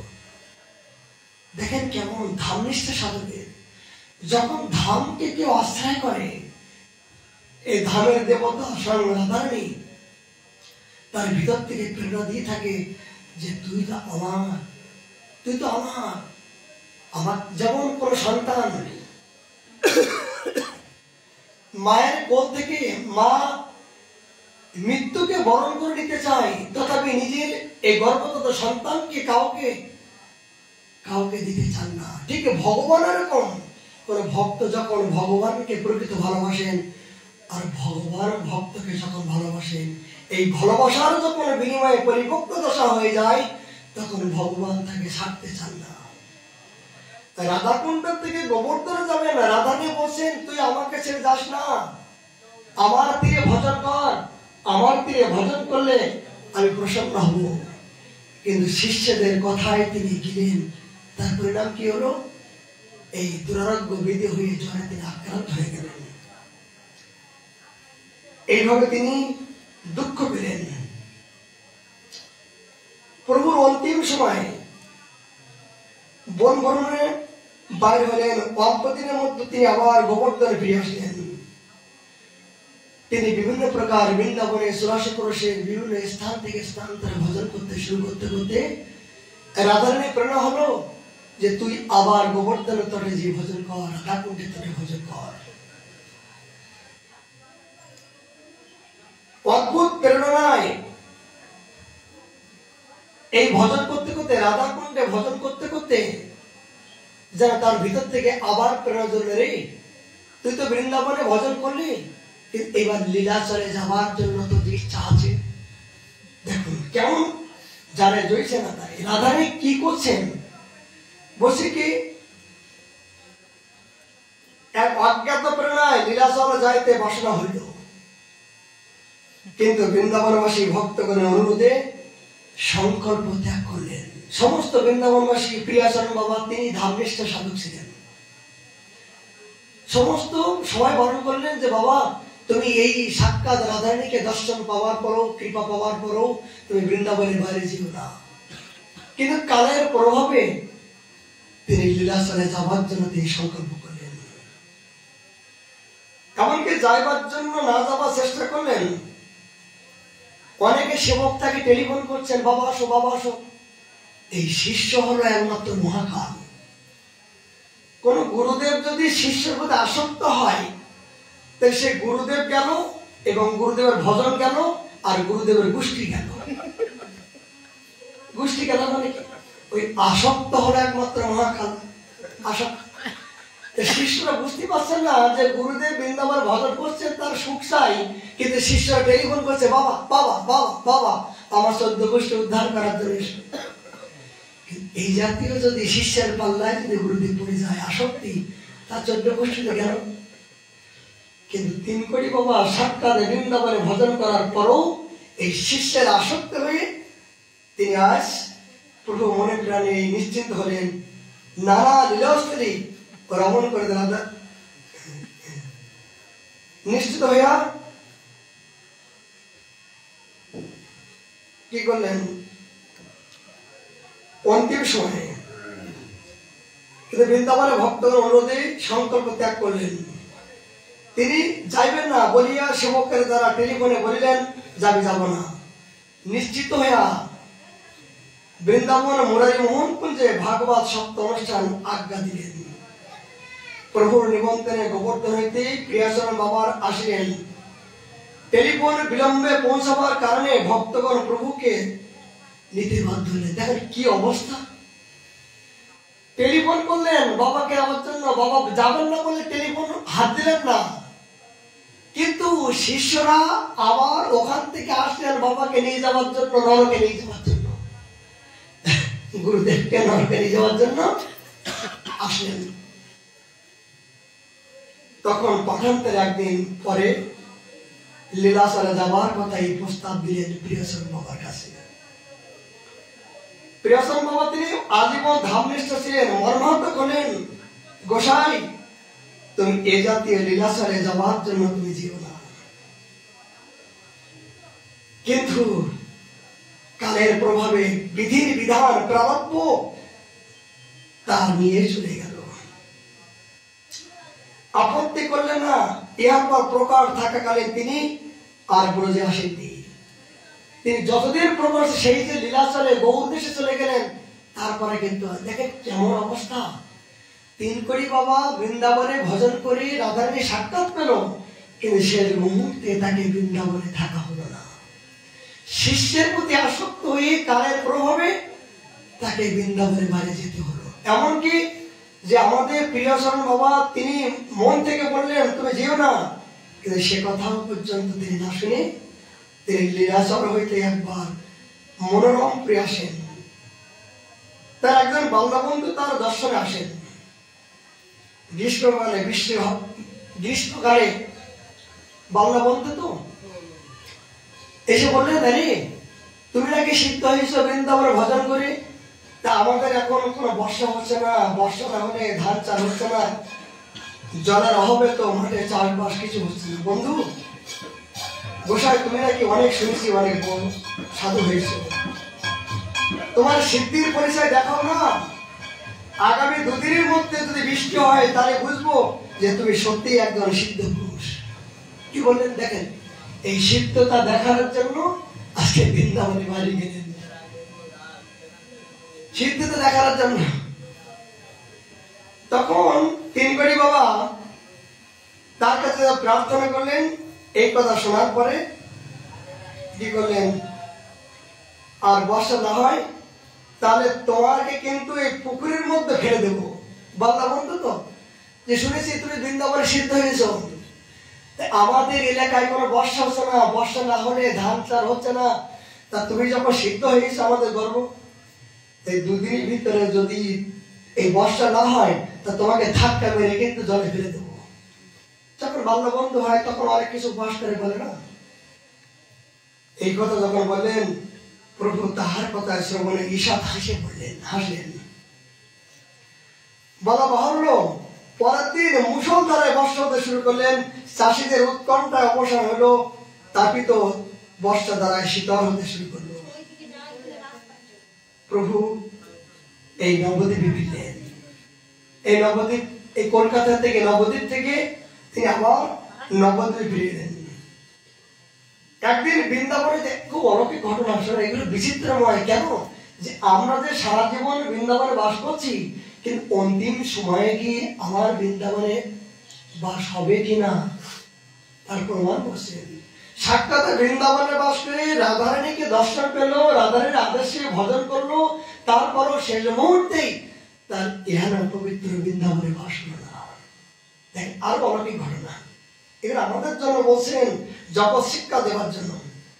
একদিন বৃন্দাবনে তো একটা পত্র আসিল, লিখেছেন কি কেশিকা ঠোর কিশোরীদাস বাবাজি একটা পত্র লিখেছেন, বাবা আমি রাত্রিতে স্বপ্ন দেখলাম,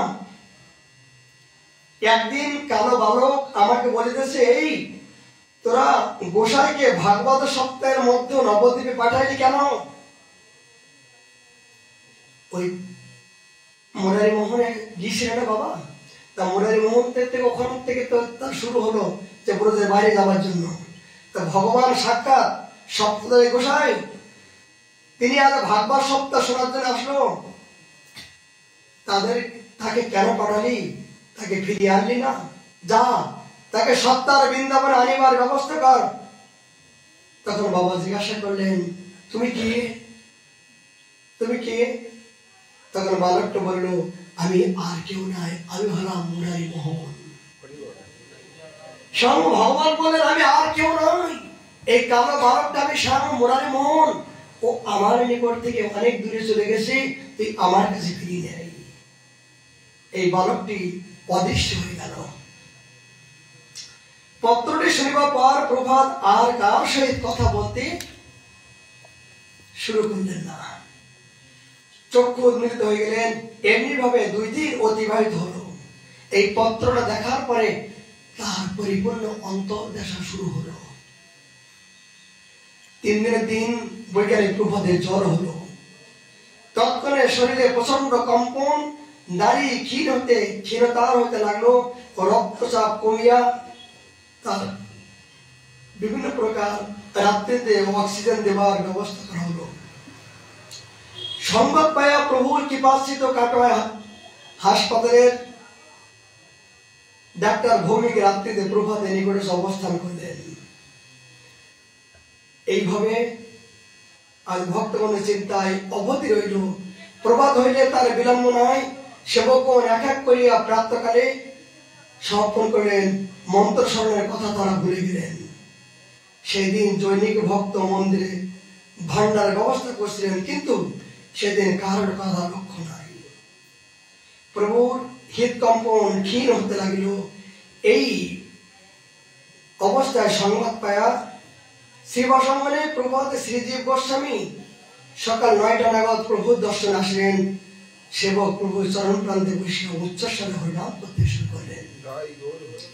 জিজ্ঞাসাবাদ প্রভুকে জড়িয়ে ধরিয়ে জয় নিতাই, জয় নিতাই, জয় নিতাই, জয় নিতাই বলে তিনি প্রণাম করতে শুরু করলো। এই ভক্ত এই মন্দিরে হরিনাম সংকীর্তন শুরু করলেন। সকাল তখন 8:30 প্রভাতে কষ্টদায় হঠাৎ নড়ে উঠিল। স্পর্শরে জয় নিত্যানন্দ রাম, জয় নিত্যানন্দ রাম উচ্চ সরিয়া পার্থিবদেহ পরিত্যাগ করত চিন্ময় স্বরূপে স্থিত হইয়া দিব্য পরমানন্দ অপ্রাকৃত নিত্য লীলায় তিনি প্রবেশ করলেন। আজকের দিনে প্রভাতের এই অন্তিম দশা। প্রশ্ন একটাই যে এতদিন পর্যন্ত বৃন্দাবন বাস করেও ভগবান দর্শন দিলেন, দেওয়ার পরেও তিনি তাকে ব্রজের বাইরে যেতে হলো কেন? প্রশ্ন। এই জগৎ শিক্ষার জন্য, জীবের কল্যাণের জন্য, যারে উদ্ধারিবে তার কথা আছে মনে। প্রভুর অন্তরের কথা জগতে কেউ জানে? যাকে দিয়ে জগতে যা করবেন তাকে তাই করতে হবে। দেখুন, এই বৃন্দাবনে অনেক রাধাকুণ্ডে বাস করছেন, বৃন্দাবনে বাস করছেন, কিন্তু বৃন্দাবনে বাস করে অনেকে প্রচার করার জন্য বিভিন্ন দেশান্তর যাচ্ছেন। অনেক বিভিন্ন প্রকার প্রচার করে গুরুগিরি করে অনেক শিষ্য সামন্ত করছেন। আবার অনেকে বৃন্দাবনে বাস করে অখণ্ড বাস করছেন। কিন্তু এটা মনে করবেন না যে আমরা বৃন্দাবনে বাস করছি, আমরা বড় সাধু। যতক্ষণ পর্যন্ত একই দোকানে যদি সব রকম মাল না থাকে, তাহলে কিন্তু সব রকম গ্রাহক ধরা যায় না, রাখা যায় না। ঠিক ভগবান যাকে দিয়ে যা করবেন তাকে তাই করতে হবে। তবে মনে রাখবেন, জীবের একমাত্র বাস কোথায়, জীবের একমাত্র স্থান কোথায়? মহাপ্রভু বলেন, জীবের একমাত্র বাস হলো বৃন্দাবন। সেই বৃন্দাবনে যদি এই মৃত্যুর সময় শত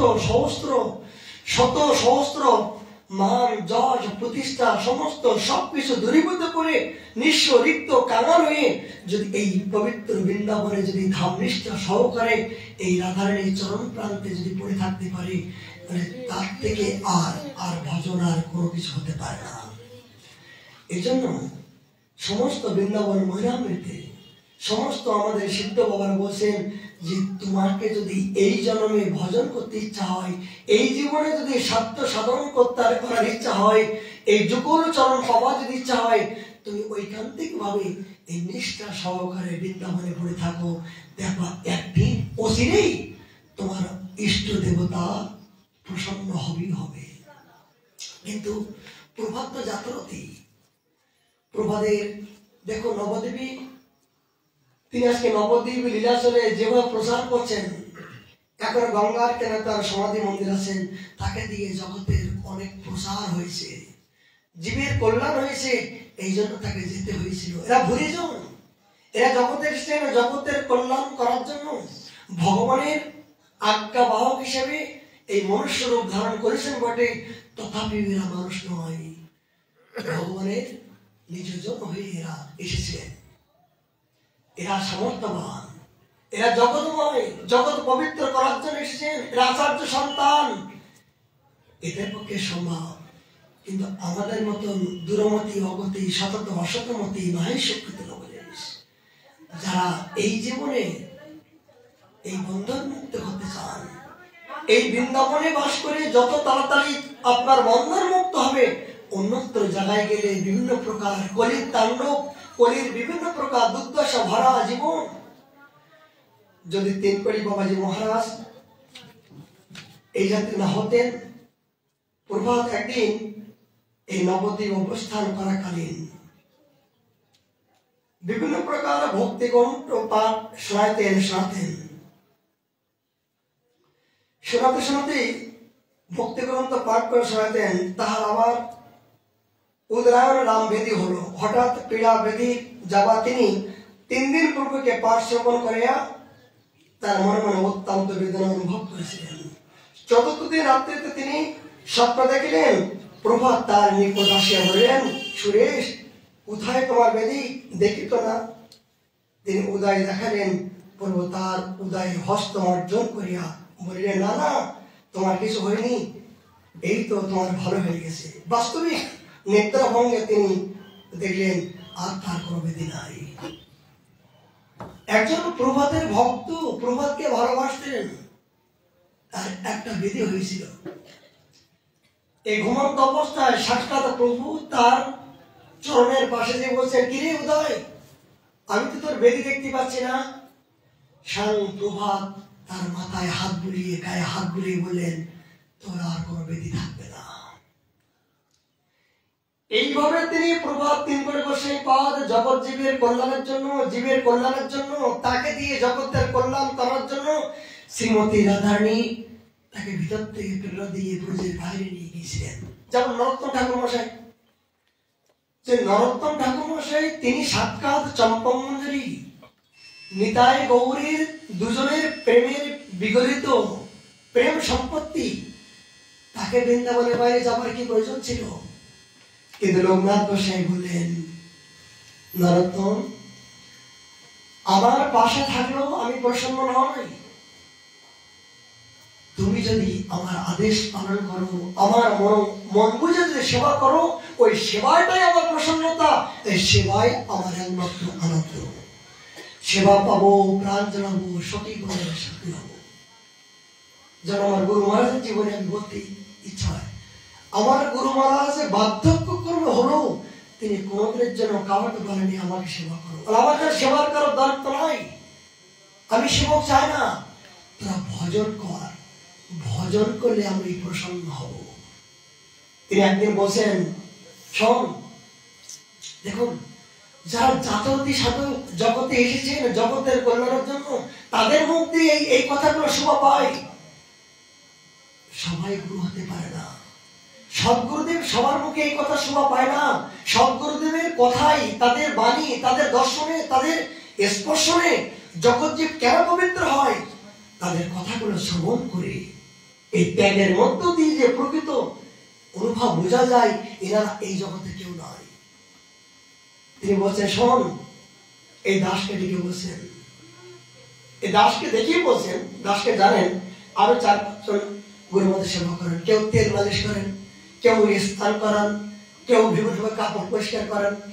শোন, তোরা কাল থেকে আমার আর সেবা করবি না। এমনকি আমাকে বলছে, খবরদার, আমাকে এরকম চোখ আঙড়ি বলছে, খবরদার, আমি কারোর সেবা নিতে চাই না। আমি মরে যেতে চাই, মরণ তো একদিন হবে, কিন্তু তোদের সেবা নিয়ে, তোদের এই কলঙ্কিত জীবনের সমস্ত ভার দায়িত্ব নিয়ে এই বোঝা আমি কেমন করে বহন করব? তোদের এই বহন আমি কেমন করে করব? যদি গুরুচরণ আশ্রয় করার পরে যদি গুরুদেবের আজ্ঞা পালন না করে ভজন রূপে এই শক্তিগুলো তোদের ভিতরে না আসে, তাহলে তোদের ভার আমি কেমন করে সহ্য করব? আমি বার্ধক্য হয়ে গেছি, এখন যদি তোরা ভজন না করে আমাকে সেবা করিস, তাহলে তোদের এই ভার আমি কেমন করে সহ্য করব? দেখেন কি বলছেন, খবরদার তোরা কাল থেকে আমার সেবা করবি না। তো একটা কথা, যতক্ষণ পর্যন্ত 1 লক্ষ হরিনাম না করবি ততক্ষণ পর্যন্ত সেবার প্রবৃত্তি নিয়ে আমার কাছে আসবি না। কথা দে বল, যদি আমাকে সেবা করতে চাস 1 লক্ষ হরিনাম করবি। সমস্ত গুরু ভাইরা মুখ বন্ধ হয়ে গেছে, মুখ বন্ধ হয়ে গেছে। 1 লক্ষ হরিনাম করা, গুরু মহারাজ অখণ্ড নিরন্তর, গুরু মহারাজ তো রাত 2টোর থেকে সারাদিন ব্যাপী নিরন্তর সাধনে, স্বপনে, জাগরণে, স্থান, কাল, পাত্র, বিধি, নিয়ম, এমনকি তার ঘুমন্ত অবস্থায় পর্যন্ত তার ভিতর থেকে নামের শব্দ। এই দাস একদিন গুরু মহারাজ যখন শরীর খারাপ হয়ে গেছিল, তখন দাসটা একটু বদমাইশ, তো বদমাইশ, এই জন্য গুরু মহারাজের বুকের উপরে কানটা দিয়ে শুনছিলাম, দেখি হৃদয়ের মধ্য দিয়ে হরিনামের স্পন্দন, তার শুধু স্পন্দন, স্পন্দন, তাও নয়, ওই গুরু মহারাজের স্পন্দন এই কর্ণে আসার পরে এই দাসের যেন কর্ণগুলো যেন হরিনামে মুক্ত হতে শুরু করলো। এমনকি আর একটা অনুভব করি, বলি এগুলো আমার গুরু মহারাজ এই জগতে কেউ নয়। গুরু মহারাজ যখন নাম করতে করতে এইরকম ধরনের স্পন্দন হাতে, এই গুরু মহারাজের হাত যখন এই দাস যখন ধরে, তখন এই শিরার সাথে যখন শিরা লাগে না, তখন সমস্ত লোমকূপগুলো তো নিজের অঙ্গ প্রত্যঙ্গগুলো রোমাঞ্চিত হয়ে যায়। হরিনামের শক্তি, ভজনের শক্তি এত প্রভাব, এনাদের এইসব দর্শন করা সম্ভব নয়। এরা জাতরতি সাধক। সমস্ত গুরু ভাইরা মুখ বন্ধ করে দিলেন, বলুন শোন, কথা দে, যতক্ষণ পর্যন্ত গুরু ভাইগণ কথা দেয় যে 1 লক্ষ হরিনাম করব, ততক্ষণ গুরু মহারাজ সবার মুখের দিকে তাকে বসেছেন। কঠোরতা একমাত্র সদ্গুরুদেব পারেন শিষ্যকে মানুষের মতো মানুষ করে, ভজন করে, পারমার্থিক জগতের চুরির মুঠি ধরে অজ্ঞানরূপে অন্ধকার কোন দূরীভূত করার মতো সামর্থ্যবান সদ্গুরুদেব পারেন। যদি মনে করেন এই শিষ্যকে আমি উদ্ধার করব, আর শিষ্য যদি প্রকৃত গুরুদেবের প্রতি নিষ্ঠা, শ্রদ্ধা, জাগ্রতি হয়, তবে কিন্তু এটা সহ্য করতে পারবে।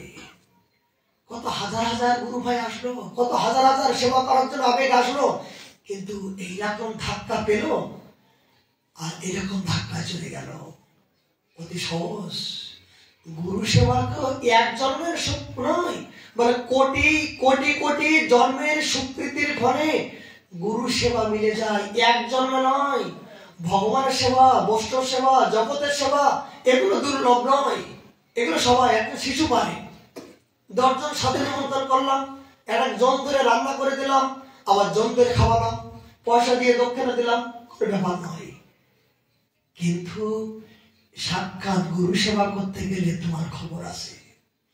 যদি রন্ধন করার পরে যদি একটু লবণ না হয়, তাহলে থাপড় যখন দেবে সবার সামনে, আর ওই থাপড় যদি তোমার ভিতরে গিজ গিজ করে, সম্মানের এই আশা যদি ভিতরে থাকে যে সবার সামনে আমাকে অপমান করলো, সবার সামনে আমাকে এরকম ছোট করলো, এরকম গুরু সেবা করবো না।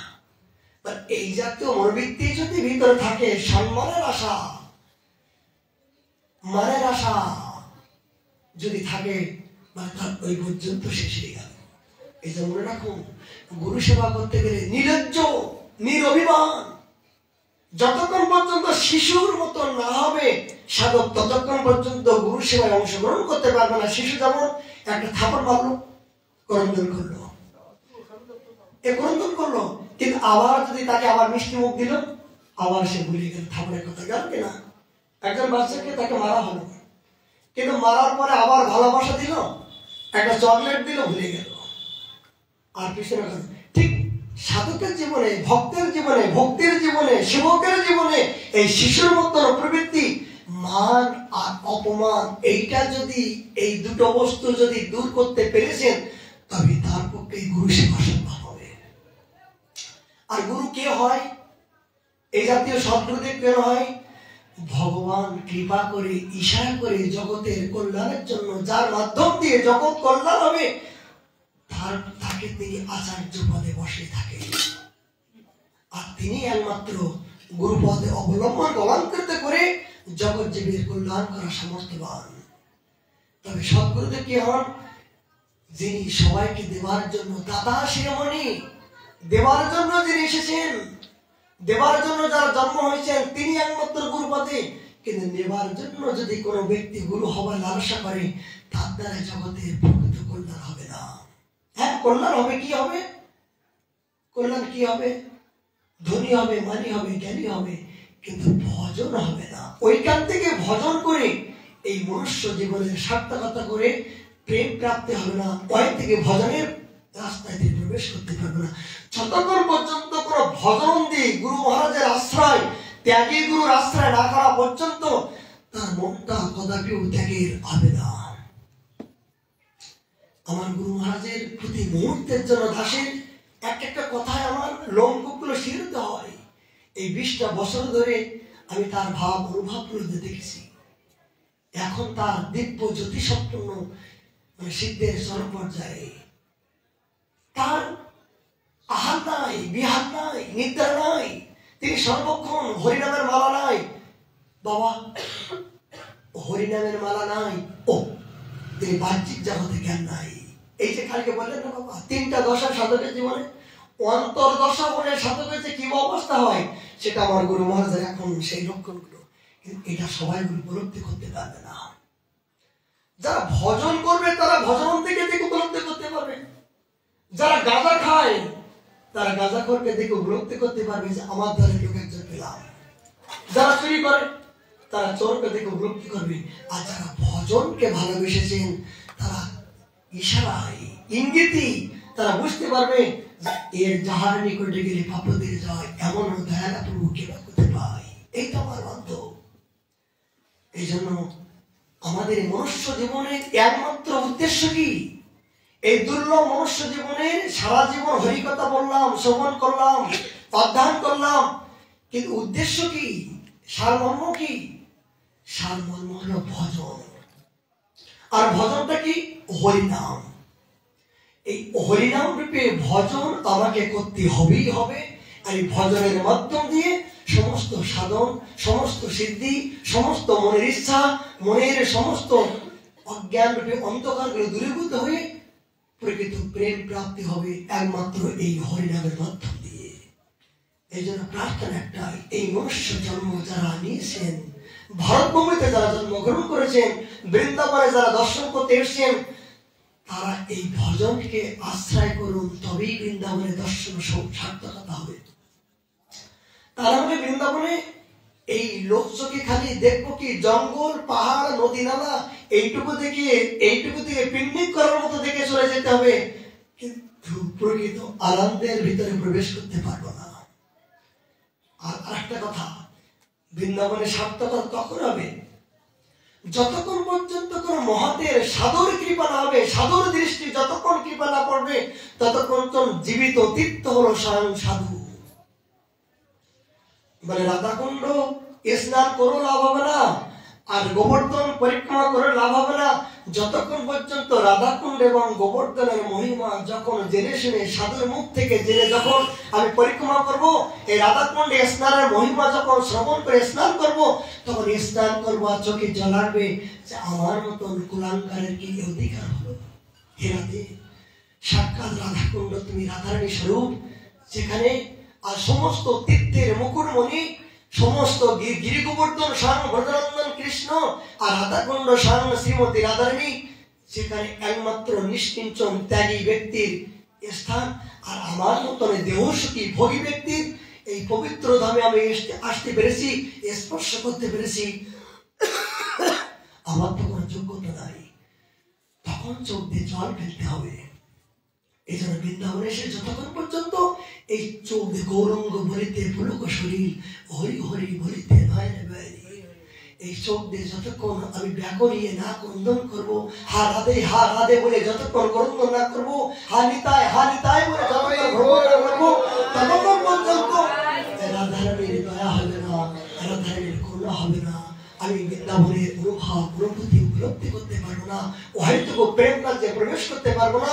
এখানে এসে হাঁটাবার বড় দুঃখ লাগে যে বৃন্দাবনে সেই মাথা উঁচু করে বুক উঁচু করে অনেক গৌর দেশ থেকে ভক্ত আসেন, কিন্তু দুঃখ লাগে যে আমরা যখন গোবর্ধন পরিক্রমা করি, এই নিষ্কিঞ্চন সাধু ছেঁড়া কাপড় পরা এ দেখে তারা ঘৃণা মনে করে তাদের সামনে দিয়ে মাথা উঁচু করে এরকম রাজকীয় ভাবে চলাফেরা করে দেখি, দুঃখ লাগে। নিতাই সাহা, তুমি এদের ভিতরে ত্যাগ বৈরাগ্য দীনতা এদের ভিতরে দেওনি?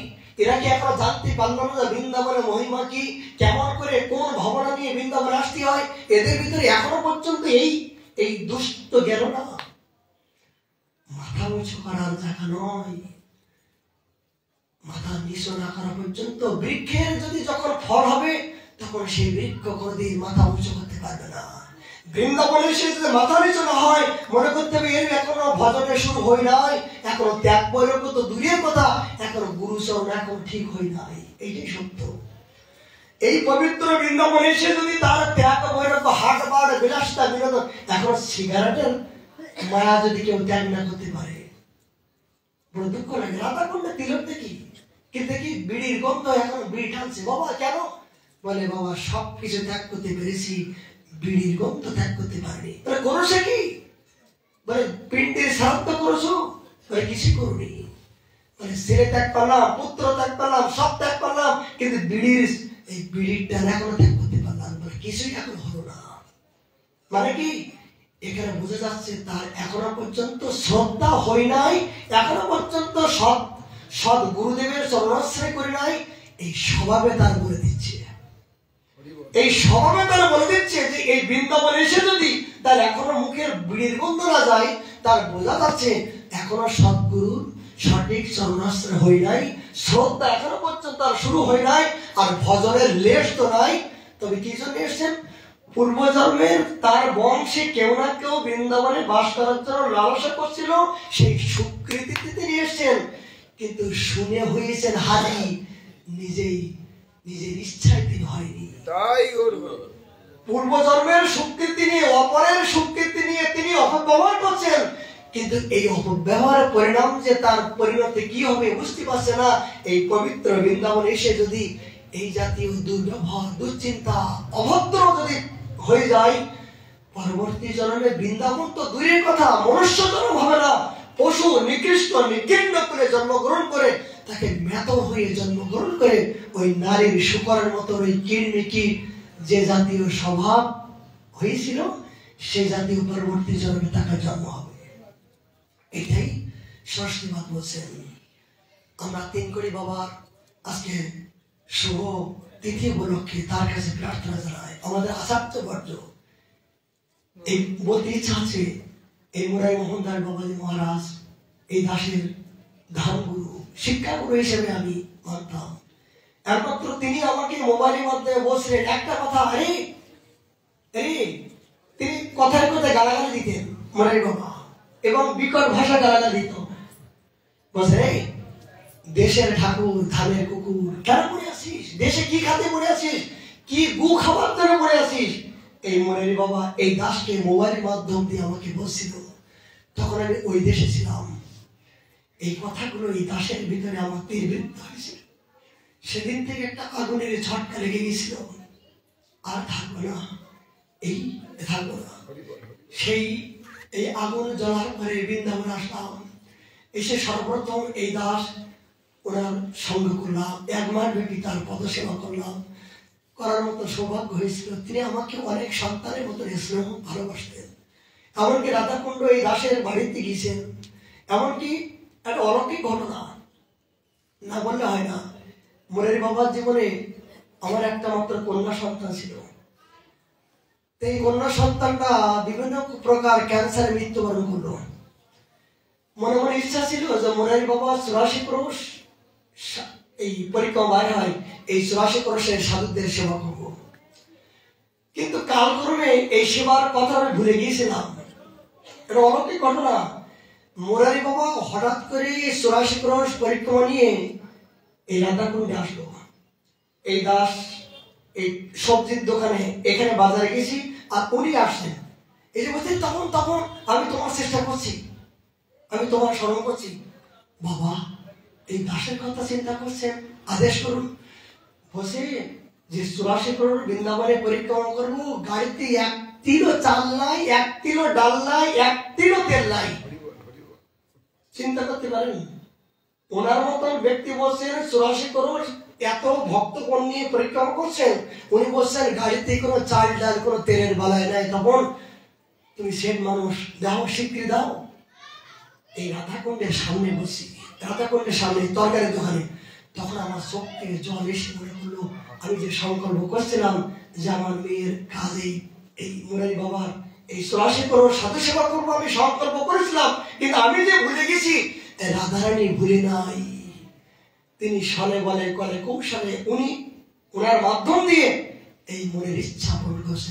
সঙ্গে সঙ্গে বললাম, দোকানদারকে বললাম যত চাল যত ডাল যত তেল লাগিয়ে দিয়ে দাও। সঙ্গে সঙ্গে ওনার শিষ্যদের ডেকে নিয়ে চাল ডাল তেল নিয়ে গাড়িতে ভরল। আমি জানি যে উনি আমাকে এই ধাম বাস করার জন্য প্রেরণা দিয়েছেন এবং ওনার এবং আমাকে অনেক কৃপা করছেন। আরে মুরারি বাবা যে মহারাজের গুরু মহারাজ তেলকুড়ি বাবাজি মহারাজ, যেহেতু গুরু তত্ত্ব তো একই, নিতাই চাঁদ তো একই, এই জন্য তার জীবনের সম্বন্ধে একটু বলার ইচ্ছা ছিল। অনেক ভুল ত্রুটি হয়েছে, অনেক বৃহৎ জীবনী সারমর্মটা বললাম। সেই প্রভাতের চরণে প্রার্থনা জানিয়ে একটাই প্রার্থনা, প্রভাত তুমি সাক্ষাৎ ব্রজের মঞ্জুরি স্বরূপে হয়ে তুমি যেদিন সাক্ষাৎ এই পত্র পেলে যে মুরারি মোহন, এই মুরারি মোহন শব্দ শোনার পরে তেলকুড়ি বাবা তিনি প্রেমাবিষ্ট হয়ে গেলেন, তার মনটা বৃন্দাবনে চলে আসলো। এই পত্রটা দেখার পরে তেলকুড়ি বাবার মনটা বৃন্দাবনে চলে আসলো। ওখানে দেহটা থাকলো, উপলক্ষ মাত্র শরীরটা খারাপ হলো মাত্র। এই উপলক্ষ মাত্রে তিনি অদ্যদশায় ওই চিন্তন করতে করতে বৃন্দাবনের ভাবে ভাবিত হতে হতে তিনি এই সিদ্ধ স্বরূপে এই বৃন্দাবনে তিনি চলে আসলেন। এই জন্য একটি প্রার্থনা, আমাদের তো দুর্ভাগ্য, কখন কোন মুহূর্তে দুর্বুদ্ধির কারণে হয়তো কুমুরবৃত্তির কারণে বৃন্দাবনের বাইরে যাওয়ার ইচ্ছা হতে পারে। কিন্তু তুমি প্রার্থনা করি, তোমরা ভুরিজন, তোমরা সাধকজন, তোমরা একমাত্র রাধারানী কিং করি তোমরা করলে করতে পারো। এই দাসকে যারা তোমার কদিলার কথা শ্রবণ করেছেন, তোমার জীবনে শ্রবণ করছেন, তাদের তুমি ইচ্ছা করে কৃপা করে তুমি শ্রীমতী রাধারানীর চরণ থেকে বঞ্চিত করো না। এই প্রার্থনা রেখে আজকের মতো সংক্ষিপ্ত প্রভাতের জীবন আলোচনা ভুল ত্রুটি হলে প্রার্থনা করবেন। মহাপ্রভু করে হলে আমরা আগামীকাল আবার হরিকথা। জয় জয় রাধে কৃষ্ণ গোবিন্দ, জয় জয় রাধে কৃষ্ণ গোবিন্দ, রাধে গোবিন্দ, রাধে গোবিন্দ,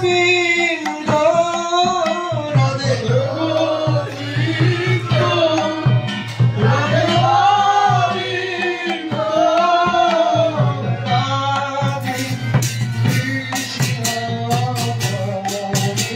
রাধে